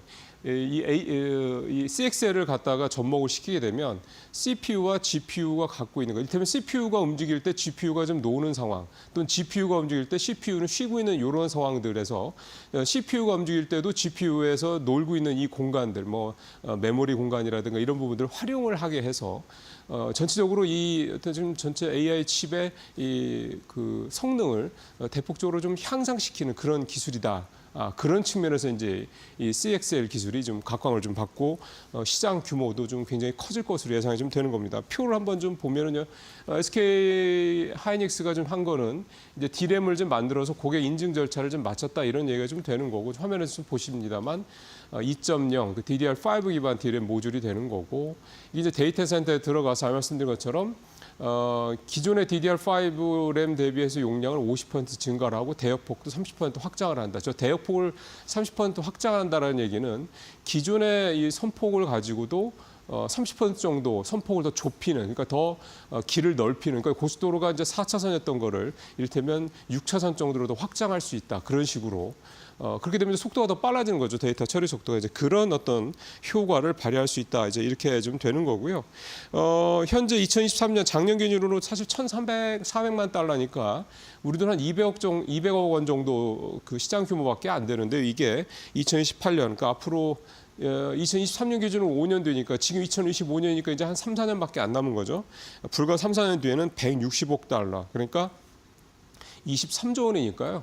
200억짜리 시장이 2조 원, 20조 원짜리 시장으로 1000배가 이렇게 커질 수 있다. 이렇게 얘기가 좀 되는 겁니다. 그만큼 시장 규모가 빠르게 성장할 수 있는 그런 시장이다. 그리고 이제 그 이후에 이제 7세대, 8세대 뭐 이렇게 가게 된다 그러면 이제 그만큼 더 뭐 CXL의 이상의 또 다른 또 기술이 좀 나오겠죠. 그러니까 반도체의 선단 공정 기술은 이제 계속해서 진화를 할 것이다. 그리고 그 길을 하이닉스가 좀 가장 앞서가고 있고 사실 이제 삼성이나 이런 데가 먼저 사실 개발을 했는데 역시 이제 HBM 관련해서 SK하이닉스가 먼저 뛰어나가고 있다 보니까 이런 부분들 역시 먼저 이렇게 좀 SK하이닉스가 앞서가고 있는 상황이다 이렇게 볼 수가 있겠습니다.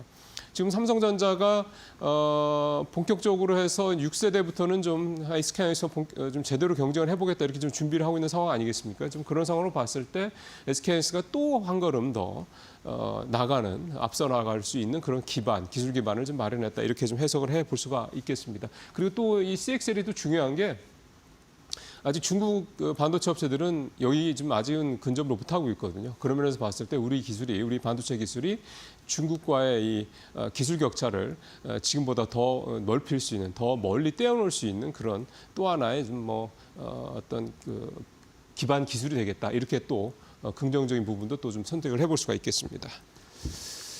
고려아연 얘기를 오랜만에 좀 해보네요. 요즘에 고려아연 사실 뭐 시장에서 주가도 그렇지만 별로 그렇게 옛날처럼 관심이 없죠. 경영권 분쟁 사실상 이제 지난번 정기주총을 끝으로 최윤복 회장 쪽으로 넘어가고 난 다음에 이제는 시장에서 이제 큰 관심이 좀 없어진 그런 상황인데 어제 검찰이 고려아연의 유상증자 관련돼서 압수수색을 했습니다. 그 주관사인 미래에셋증권도 압수수색을 했고요. 그리고 최윤복 회장도 피의자로 적시를 해서 지금 공소장을 좀 만들고 있는 그런 상황입니다. 이게 1월 달에 금융감독원에서요, 검찰에 패스트트랙, 그러니까 빨리 수사를 해달라라고 이제 이첩을 한 이 경영진의 자본시장 위반 혐의, 이게 이제 유상증자와 관련돼서 이제 절차를 제대로 밟지 않고 진행이 됐다 이제 이런 얘기가 되는 건데, 금감원의 조사를 좀 정리를 해보면 고려아연이 자사주 공개 매수가 끝나기도 전에 유상증자를 계획했고 이들을 제대로 공시를 하지 않았다 이렇게 되는 겁니다. 그러니까 자수 매집하는 과정에서 이미 유상증자 계획을 다 짜놓고 이제 숨기고 있다가 그러니까 공시를 하지 않고 숨기고 있다가 나중에 유상증자 계획을 발표했다. 그때 2조 5천억 유상증자 발표를 하고 난 뒤에 그 유상증자도 사실은 이게 결국 경영권 방어를 위한 어떤 하나의 전술로서 활용을 했다 이런 지적 많지 않았습니까?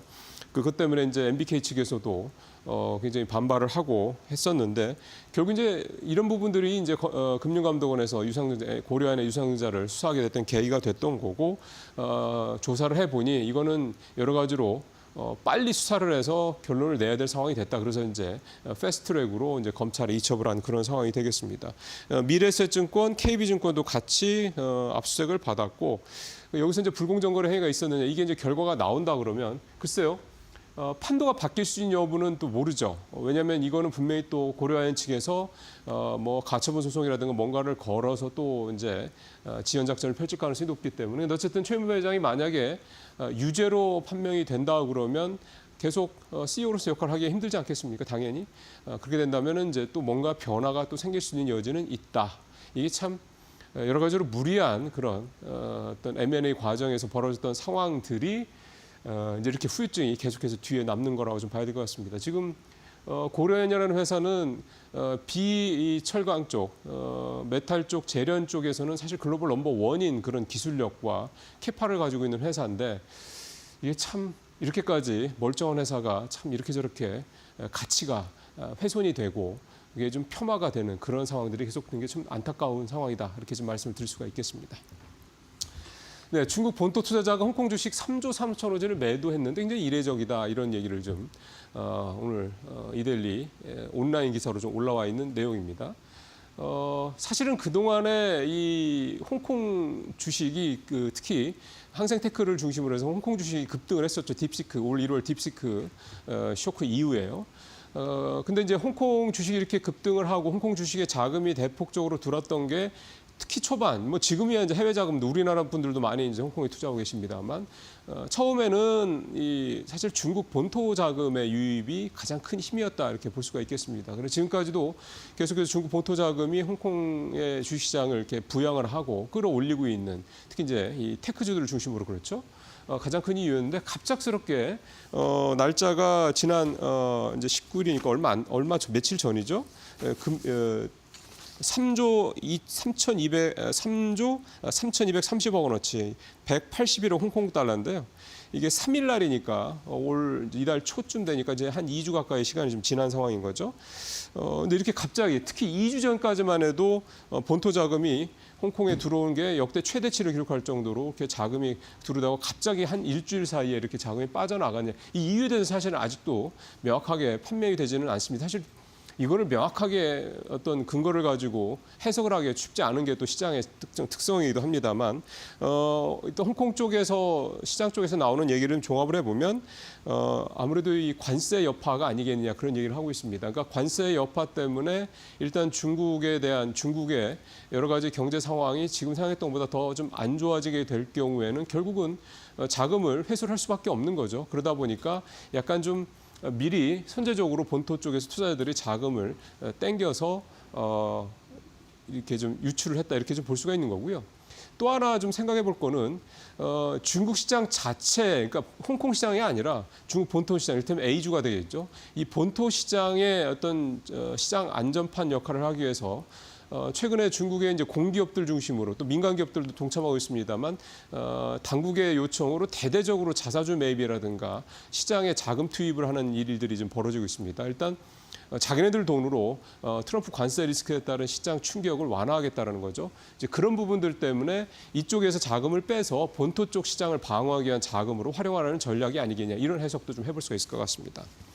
오늘 마지막 얘기는 트럼프 주니어, 트럼프 대통령 장남이죠. 얘기를 할 텐데요. 뭐 정영진 신세계그룹 회장하고 아주 절친이다 하는 건 잘 알고 계실 거고 다음 주에 이제 우리나라로 온다고 그럽니다. 제목에서 보시는 것처럼 정영진 신세계 회장의 초청인데 이번에 정 회장의 초청은 사실은 정 회장의 개인적인 뭐 니즈도 있겠습니다만 우리나라 재계에서 정 회장을 좀 만나서 트럼프 관세 이제 임박했는데 좀 당신이 좀 주니어랑 좀 친하니까 트럼프 대통령을 올게 할 수는 없고 주니어 좀 오라고 그래서 우리 업계에 좀 사정 좀 얘기할 수 있는 기회를 좀 만들어 달라 이렇게 요청을 한 것 같습니다. 뭐 정 회장도 자체도 사실은 이마트 입장에서 봤을 때는 관세 리스크가 비교적 좀 덜하죠. 왜냐하면 최근에 이마트 주가가 뭐 9만 원 전후까지 왔다 갔다 할 정도로 급등을 하고 있는 상황인데 사실 이마트 주가가 오르고 있는 가장 큰 이유가 물론 뭐 정 회장의 여러 가지 뭐 어떤 뭐 이노베이션적인 그런 뭐 조치도 있겠습니다만 사실은 그 관세에서 좀 자유롭다라는 그러니까 내수주로서의 특징이 좀 많이 반영된 거거든요.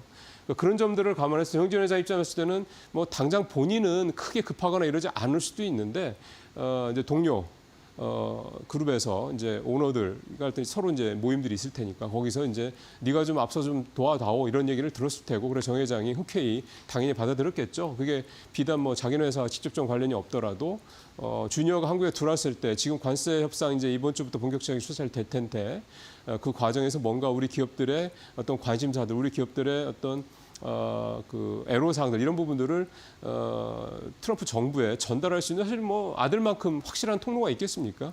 그게 얼마나 효과가 있을지는 모르겠습니다만 또 주니어 입장에서 봤을 때도 한국에서 또 좀 폼 좀 잡을 수 있는 그런 중요한 계기도 될 것 같고요. 오늘 그래서 이 트럼프 주니어의 한국 방한, 다음 주 한국 방한 얘기가 오늘 뭐 전 매체가 아주 다 중요하게 다루고 있는 내용인데요. 사실 기사 내용은 별거 없습니다.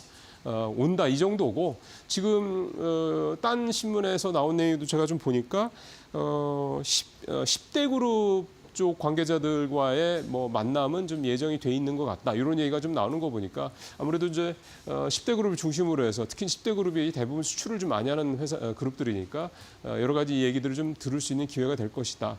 만약에 로버트 주니어가 와서 트럼프 주니어가 와서 이런 우리 사랑들을 좀 조금 더 힘있게 전달을 해준다면 글쎄요. 관세 협상 과정에서 관세 협상이라는 게 이제 시작이니까 뭔가 조금 우리 기업들의 어려움들이 조금 덜어질 수 있는 그런 계기가 될 수도 있지 않을까 이런 기대감을 가져봅니다. 네, 오늘 뉴스브리핑 마치겠습니다.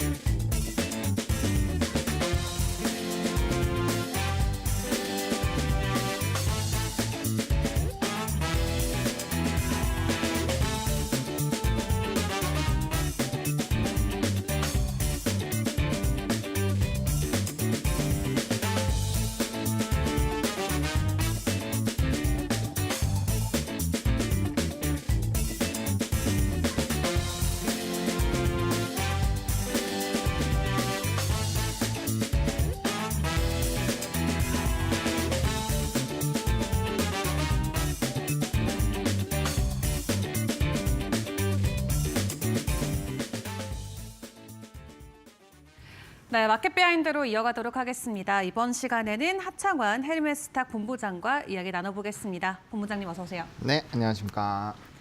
네, 간밤에도 트럼프의 한마디로 뉴욕 증시 3대 지수가 일제히 환호했습니다. 이틀 연속으로 급등 흐름이 이어지고 있는데 먼저 간밤 뉴욕 증시 상황부터 체크해 보겠습니다. 지수 분위기 어떻게 보셨나요? 네, 일단 장 초반에는 되게 좋았는데요. 네. 그냥 베센트 장관이 가만히 있었으면 참 좋았을 텐데 꼭 초를 치더라고요. 네. 네, 그래서 너무 크게 상승하는 것 같으니까 약간 멘트로 인해서 좀 상승폭이 둔화가 되긴 했습니다. 그래도 뭐 이 거래일 동안 나스닥 같은 경우에 5%가 올랐기 때문에 지수의 분위기는 상당히 나쁘지 않았다라고 보시면 될 것 같고 특히나 이제 실적에서 확실히 엇갈리는 흐름들이 있었어요. 그래서 지금 미국 증시는 여러 가지 대외 변수들이 좀 변했죠. 뭐 대표적으로 파월 의장에 대한 이런 파면 이슈로 인해서 이제 미국의 신뢰도가 많이 떨어지는 상황이었는데 뭐 그 부분이 많이 해소가 됐죠. 근데 이제 트루스 소셜 보시면 사실 스탠스는 파면하려고 애를 쓰고 있었던 상황이긴 하거든요. 근데 어쨌든 간에 그 악재가 1차적으로 하나 해소가 됐고 그다음에 아까 이제 시작할 때 하단에 나왔었던 것처럼 이제 중국에 대한 관세에 대한 부분들이 한 50%대, 많게는 50%대, 뭐 65% 정도까지도 뭐 좀 하락할 수 있다라는 얘기가 나왔습니다. 그 트럼프 대통령 발 이슈였고요. 베센트가 약간의 좀 조정을 하면서 어쨌든 간에 좀 변수는 나왔다라는 점 보시면 될 것 같습니다. 근데 반도체 쪽이 일단 상당히 강했다라는 점, 그리고 이제 테슬라가 다시 일론 머스크의 복귀로 인해서 좀 강하게 상승을 해줬다라는 점, 그리고 GV 같은 종목 같은 경우는 실적 발표 이후에 이 관세에 대한 영향이 있음에도 불구하고 매출에 대한 가이던스 자체를 상당히 똑같이 유지를 했거든요. 그런 내용들이 좀 기대가 되면서 유틸리티 쪽, 전력기기 쪽은 상당히 강했고요. 반대적으로 최근에 이제 관세에서의 약간 수혜를 받았었던 태양광 쪽은 오늘 대거 차익이 나왔습니다. 그리고 네. 뭐 양자 컴퓨터 같은 경우도 D-웨이브 퀀텀 관련된 이슈가 또 부각이 되면서 또 이제 양자 컴퓨터 종목군들도 좀 들썩였고요. 그래서 여러 가지 산업군들이 상당히 조금 강하게 움직였고요. 그리고 방어주 성격을 갖고 있는 종목군들은 일부 좀 쉬어가는 흐름들이 나타나면서 전반적인 상승하는 흐름들이 나왔다라고 보시면 좋을 것 같고 사실 미국장에서의 힌트가 좀 많이 나온 것 같아요. 그래서 오늘은 미국장에서 일단 강세의 흐름들이 나왔던 거에다가 오늘 우리나라가 진짜 실적 발표가 어마어마하게 많거든요. 네. 그래서 그런 내용들까지 엮어서 보시면 좋을 것 같고 그래서 뭐 양자는 양자로 연결하면 될 것 같고요. 반도체는 하이닉스랑 연결해서 이제 소부장 쪽으로 연결하면 될 것 같고 GEV 같은 경우는 LNG 쪽이니까 뭐 가스터빈 쪽으로 본다면 두산에너빌 쪽으로 볼 수 있고 또 그쪽이 좋아지게 되면 조선업에 대한 또 수주가 늘어날 수 있거든요. 네. 그래서 해양 쪽으로 보면은 조선업으로 풀 수 있고 그래서 오늘은 상당히 다양한 산업군들이 움직일 수는 있는데 문제가 뭐냐면 전일에 우리나라 이제 미니 지수일 때가 2%대 이상이었는데 그거보다 떨어져서 끝났거든요. 그래서 이제 미국 증시가 이 대이장 때보다는 더 약했다라는 네. 게 특장점이라고 보시면 될 것 같습니다. 네, 전반적으로 시장의 분위기 먼저 큰 그림에서 싹 확인을 해주셨습니다. 조금 더 디테일한 부분들 논의를 해봐야 될 것 같은데 일단 간밤 다시 한번 지수를 크게 올렸었던 미국과 중국 간의 갈등 이야기부터 해보도록 하겠습니다. 미국 연일 중국에게 손을 내밀고 있습니다. 트럼프 대통령, 뭐 대변인, 상무장관, 재무장관 다 중국 언급을 하면서 분위기 좋다 이렇게 이야기를 하고 있는데 중요한 건 중국 쪽의 입장이 될 것 같아요. 지금까지도 긍정적이거나 우호적인 발언을 사실 하고 있지는 않거든요. 되게 일방적인 좀 우호성 멘트라고 좀 느껴지는데 시장 분위기 어떻게 보실까요? 뭐 사실 그렇게 느끼실 수도 있는데 제 생각은 조금은 다릅니다. 왜냐하면 애초에 미국이 혼자 북치고 장구 치면서 관세 전쟁을 만들어냈거든요. 그렇기 때문에 그들이 좀 날뛰다가 약간 완화된 스탠스로 하면은 상대방도 너 이렇게 10대 맞을래 하다가 2대만 때려볼까? 약간 이렇게 하면은 상대방도 뭐 반응이 좀 약해질 수 있죠. 그리고 이때까지 중국의 반응을 보시면 미국이 항상 어떠한 공격을 했을 때 그거에 대한 좀 강력한 조치를 했고요. 그다음에 스탠스 자체가 미국에서의 이런 중국 공격을 멈추면 중국도 그런 부분에서 보복을 하지 않을 것이다라는 스탠스. 그리고 이건 무역전쟁 1기 때도 비슷한 흐름이었습니다. 그러다 보니까 미국 쪽에서 이렇게 최대 세율을 낮추거나 하면은 거기에 따른 스탠스는 중국도 조금은 이전보다는 완화된 스탠스로 나올 수밖에 없다라고 보시면 좋을 것 같고, 또 반대로 미국이 중국에 대한 공격 퍼센테이지를 줄였는데 중국이 더 늘리는 것도 이상하잖아요. 그러면 이제 중국도 이상한 나라가 돼버리는 거거든요. 그래서 그렇게 되지는 않을 것 같고요. 지금 중국이 내수적인 부분에서 데이터가 조금 잘 나오고 있어서 약간 괜찮다고 생각하시는 분들도 꽤 있으시겠지만 제 생각은 좀 달라요.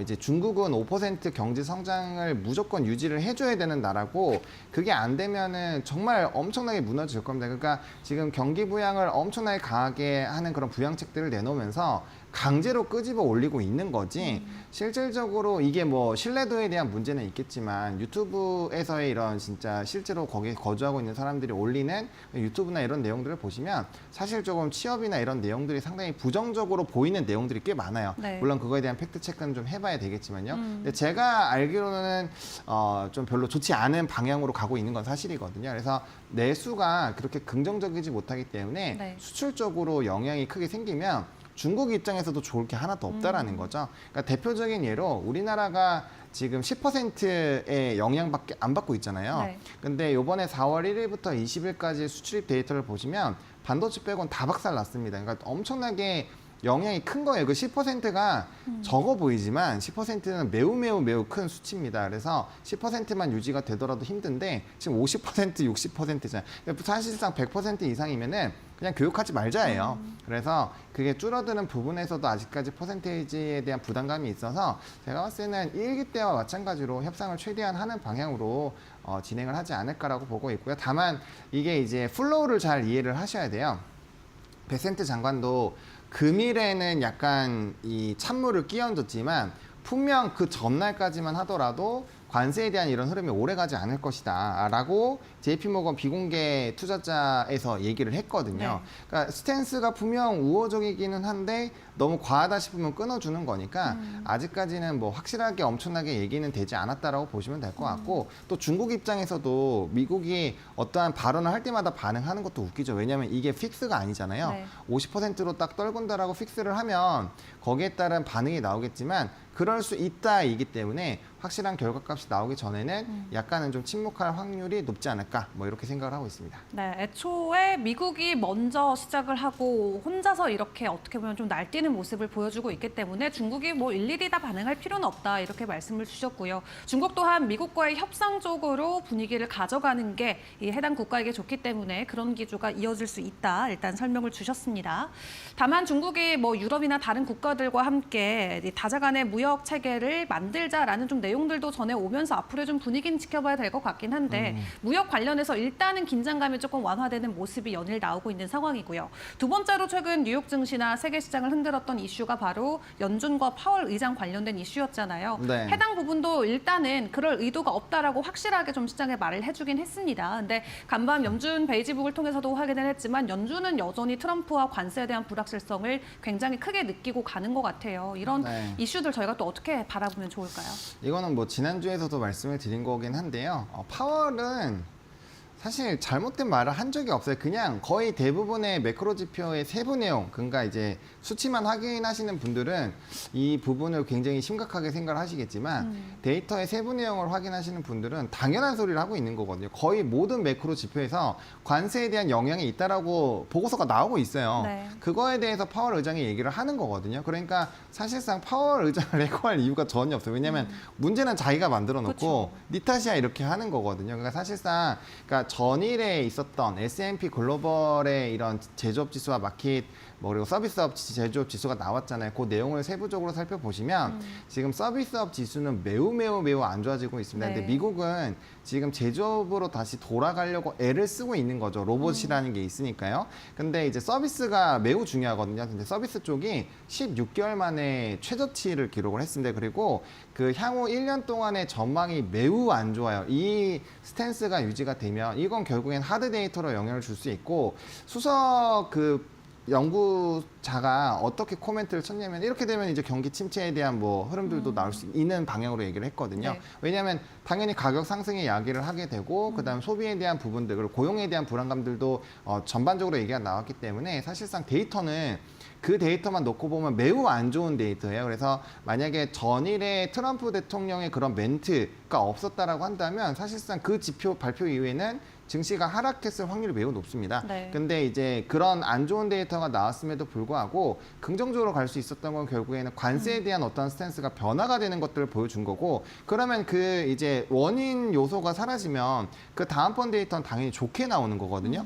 그래서 사실상 데이터상으로 보면은 파월 의장에 대해서 사실 뭐라 하기가 좀 애매한 부분이 있습니다. 그리고 금리라는 것도요.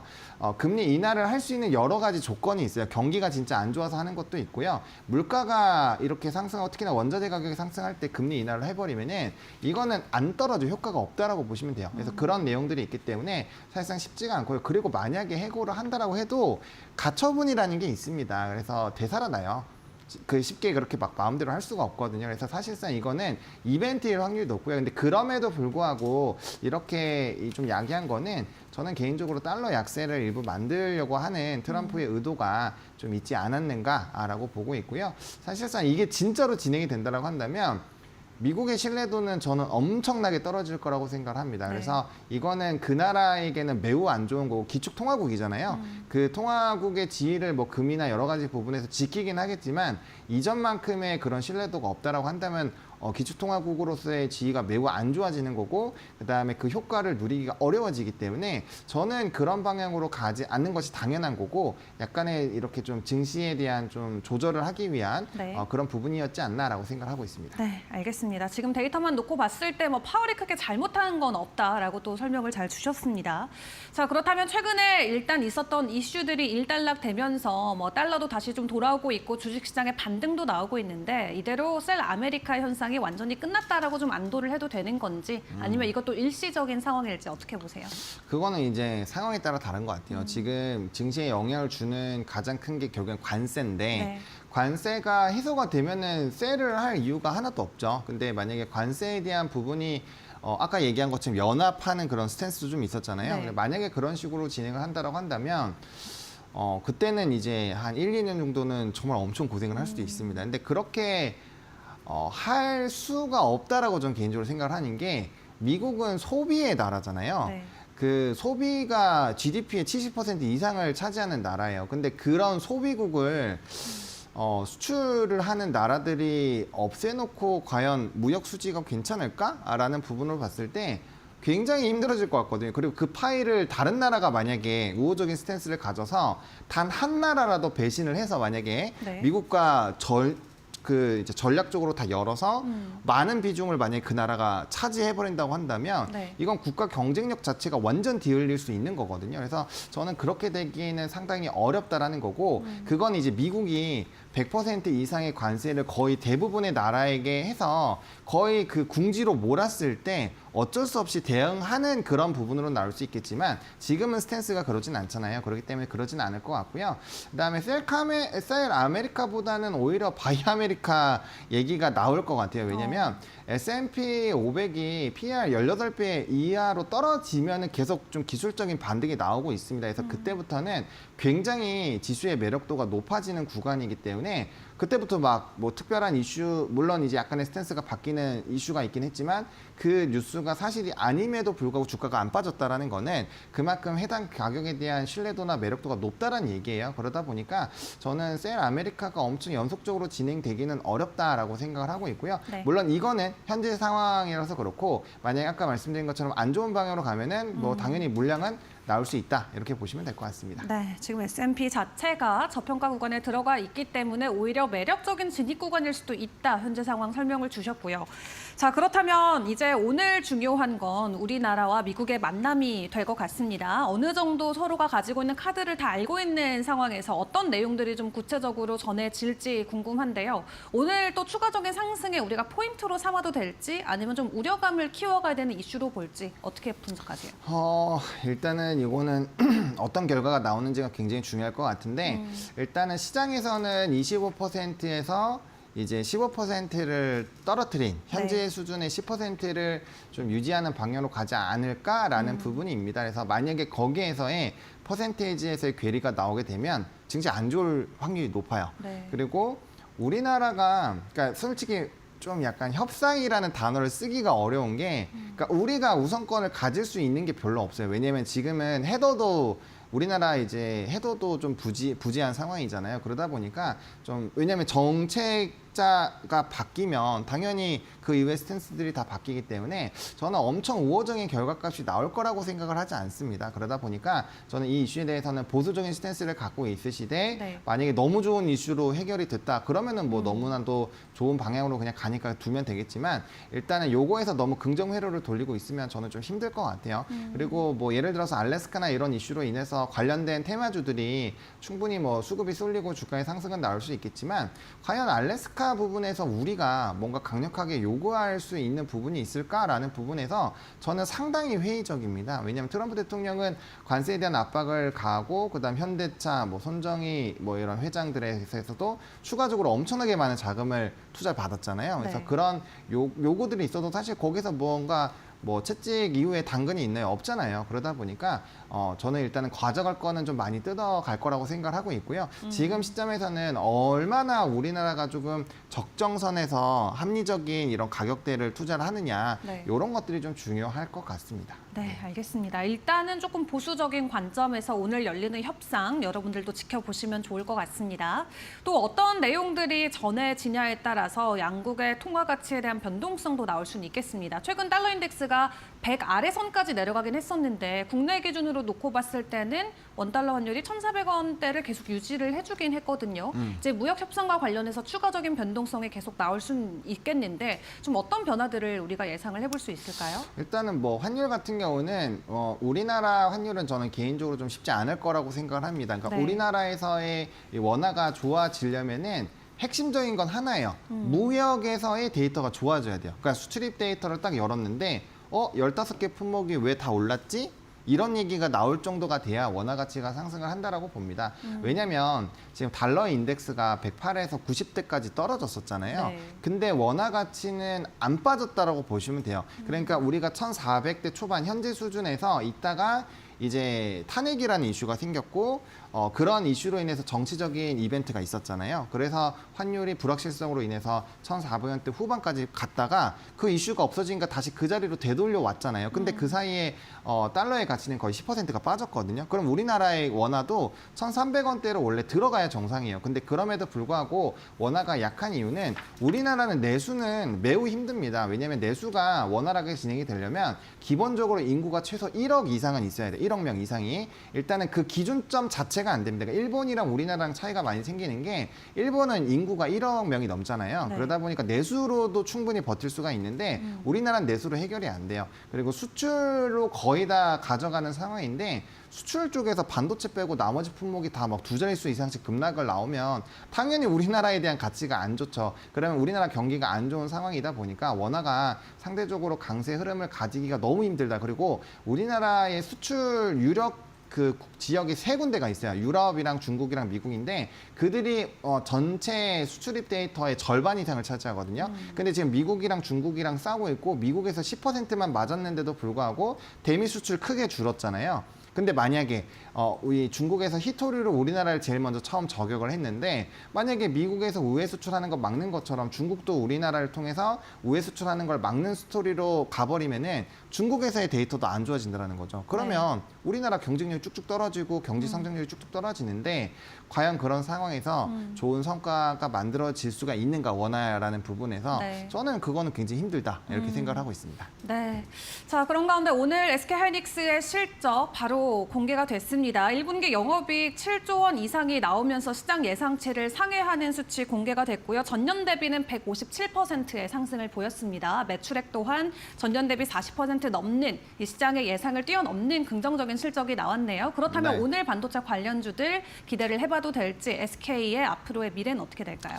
네, 일단은 뭐 긍정적으로 나왔다라고 보시면 됩니다. 사실 오늘 영업이익이 저기 7조 근처로만 나왔어도 아마 그 주가가 빠졌을 거예요. 왜냐면 지난주까지만 해도 증권사의 대부분의 영업이익 컨센서스가 6조 7천억이었습니다. 근데 이제 한 3, 4거래일 전부터 뉴스나 이제 리포트에서 7조 이상이 나오기 시작을 했고요. 뭐 전일 같은 경우는 뉴스 찾아보시면 거의 7조 이상이 확실하다라는 식으로 기사가 많이 나왔어요. 그러니까 지금 시점에선 7조 이하로 나오면 오히려 쇼크로 작용이 될 수 있는 거죠. 그러니까 이게 반도체가 사실 좀 굉장히 짜증나는 부분이 뭐냐면 꼭 발표하기 하루 이틀 전에 예상치를 확 올려놓고 그거 하회하거나 비슷하게 나오면 주가를 떨어뜨립니다. 되게 이상한 부분이에요. 그게 잘 반영도 안 됐을 때 무조건 반영이 됐다라고 막 얘기를 해버리거든요. 근데 어쨌든 간에 컨센을 좀 상회를 했기 때문에 오늘은 뭐 반도체 쪽에서의 분위기가 상당히 좀 나쁘지 않을 것 같고요. 지금 중요한 건 어쨌든 뭐 미국에서 기술주들도 스토리가 나쁘지 않았기 때문에 아마 오늘 대형주도 흐름이 나쁘진 않겠지만 저는 개인적으로 소부장 쪽이 조금 더 날뛸 확률이 좀 높지 않을까라고 보고 있고요. 뭐 소부장 쪽이나 또 반도체 수출입 데이터에서 반도체가 좋았기 때문에 뭐 그런 내용들도 좀 보시면 좋을 것 같습니다. 네, 하이닉스 HBM의 날개를 달고 오늘 깜짝 실적 공개를 했습니다. 시장의 예상치를 뛰어넘는 수치가 나왔는데 과연 오늘 반도체 관련주들 추가적인 상승에 힘을 실어줄 수 있을지 같이 기다려 보도록 하겠고요. 그리고 오늘 아침에 또 나왔던 내용 중에 하나가 바로 자동차 관세 면제와 관련된 소식이었습니다. 철강, 알루미늄, 펜타닐에 대한 관세 면제뿐만 아니라 자동차와 관련된 부분까지 언급이 됐는데 오늘 국내 증시에서 해당 이 소식으로 인한 여파 우리가 좀 준비를 해보는 게 좋을까요? 아니면 좀 더 구체적인 걸 기다려봐야 될까요? 요건 좀 조심스러운 내용인데요. 만약에 면제가 된다라고 한다면 현대기아 무조건 사야죠. 그리고 소부장 뭐 대표적으로 SL이나 뭐 서현이와 뭐 이런 종목군들 있죠. 화신 이런 종목군들도 아마 급등을 할 겁니다. 그래서 당연히 면제만 된다라고 한다면 주가가 지금보다 정말 많이 올라야 돼요. 왜냐하면 저는 개인적으로 자동차에서 관세를 면제해주지 않을 거라고 생각을 했거든요. 만약에 해주더라도 제일 최후순위 쪽인 거고 이런 좀 예민한 산업군에서의 관세를 면제를 해줄 거면은 관세 전쟁을 할 이유가 없어요. 네, 그래서 이게 실질적으로 맞다라고 한다면 아마 주가는 저는 꽤 많이 크게 상승을 하지 않을까라고 보고 있고요. 대신에 좀 갭상승을 할 확률이 높기 때문에 그 부분이 좀 크게 반영이 된다라고 한다면 사실 소부장, 소형주로 들어가야 뭔가 조금 해볼 만한 그런 부분이 있지 않을까라고 생각을 합니다. 근데 아마 급등락이 굉장히 좀 심하지 않을까라고 보고 있고요. 뭐 물론 최근에 이제 일본 쪽에서의 이런 자동차 기업들 그리고 이제 미국에서 또 관세에 대한 부분에서 자동차주들의 흐름이 최근 2거래일 정도는 나쁘지 않긴 했습니다만 이게 진짜 팩트적으로 이렇게 완벽하게 딱 면제가 되는지에 따라서 주가 추이는 진짜 많이 달라질 수 있겠다라고 보시면 될 것 같습니다. 알겠습니다. 오늘 반도체 긍정적인 실적과 함께 자동차 관련주들도 면제 이슈가 걸려 있는 만큼 함께 지켜볼 업종으로 여러분들도 기억을 해보시면 좋을 것 같습니다. 자, 마지막으로 보내드리기 전에 이제 4월장을 마무리하는 전망과 함께 전략도 간단하게 세워보도록 하겠습니다. 4월 어떻게 하면 잘 마무리할 수 있을까요? 네, 지금은 4월을 자꾸 보지 마시고요. 4월 이후 5월, 6월 요거까지 같이 엮어서 보시면 될 것 같습니다. 근데 저는 증권주들의 최근 랠리를 한번 생각을 해보시면 좋을 것 같아요. 증권주는 보통 어떨 때 좋죠? 증시가 굉장히 좋아질 것으로 예상이 되거나 증시가 화랑일 때 뭐 커버리지 수익이 많이 나올 때 좋거든요. 그래서 저는 지수가 정말 많은 부분으로 하락이 됐다라고 보고 있고 전 세계적으로 다 떨어져 있는 상황이기 때문에 결국에 미국이 되돌림이 나오던 기타 다른 나라들이 되돌림이 나오면 분명 주가는 따라서 올라간다고 봅니다. 물론 지수는 꽤 많이 올라온 상황이라 지금 뭐 많은 비중을 태우기는 어렵지만 저는 뭐 지금 수준이라면 된다면 적어도 그래도 2,600에서 2,700대만 도달하더라도 충분히 좀 어느 정도의 재미를 볼 수 있지 않을까라고 보고 있고, 지금 화면에 나오는 것처럼 차트의 모습이 하락 이후에 어느 정도 말아 올려서 뭔가 추세의 전환을 하려고 애를 쓰고 있는 상황이잖아요. 그래서 안 좋았었던 이슈가 점점 소멸해주고 있는 상황이기 때문에 그 이전 가격대로만 올라가더라도 충분히 우리가 어느 정도의 좀 이런 스탠스를 가져갈 수 있기 때문에, 하락을 했을 때는 많이 사둬가지고 포트를 형성하시고, 오히려 이렇게 좀 많이 올라가고 할 때는 좀 비중을 줄여주셔가지고 네. 시장에 대비하셨으면 좋겠고요. 어쨌든 지금 PBR 구간으로 본다면 여전히 아직도 가져갈 모가치는 좀 있다라고 보시면 될 것 같습니다. 네, 여기까지 하창한 본부장과 함께했습니다. 오늘 도움 말씀 감사합니다. 네, 감사합니다. 네, 저희가 오늘 준비한 소식은 여기까지입니다. 저희는 내일 아침 같은 시간에 다시 찾아뵙고 인사드리겠습니다. 함께해 주신 여러분 고맙습니다.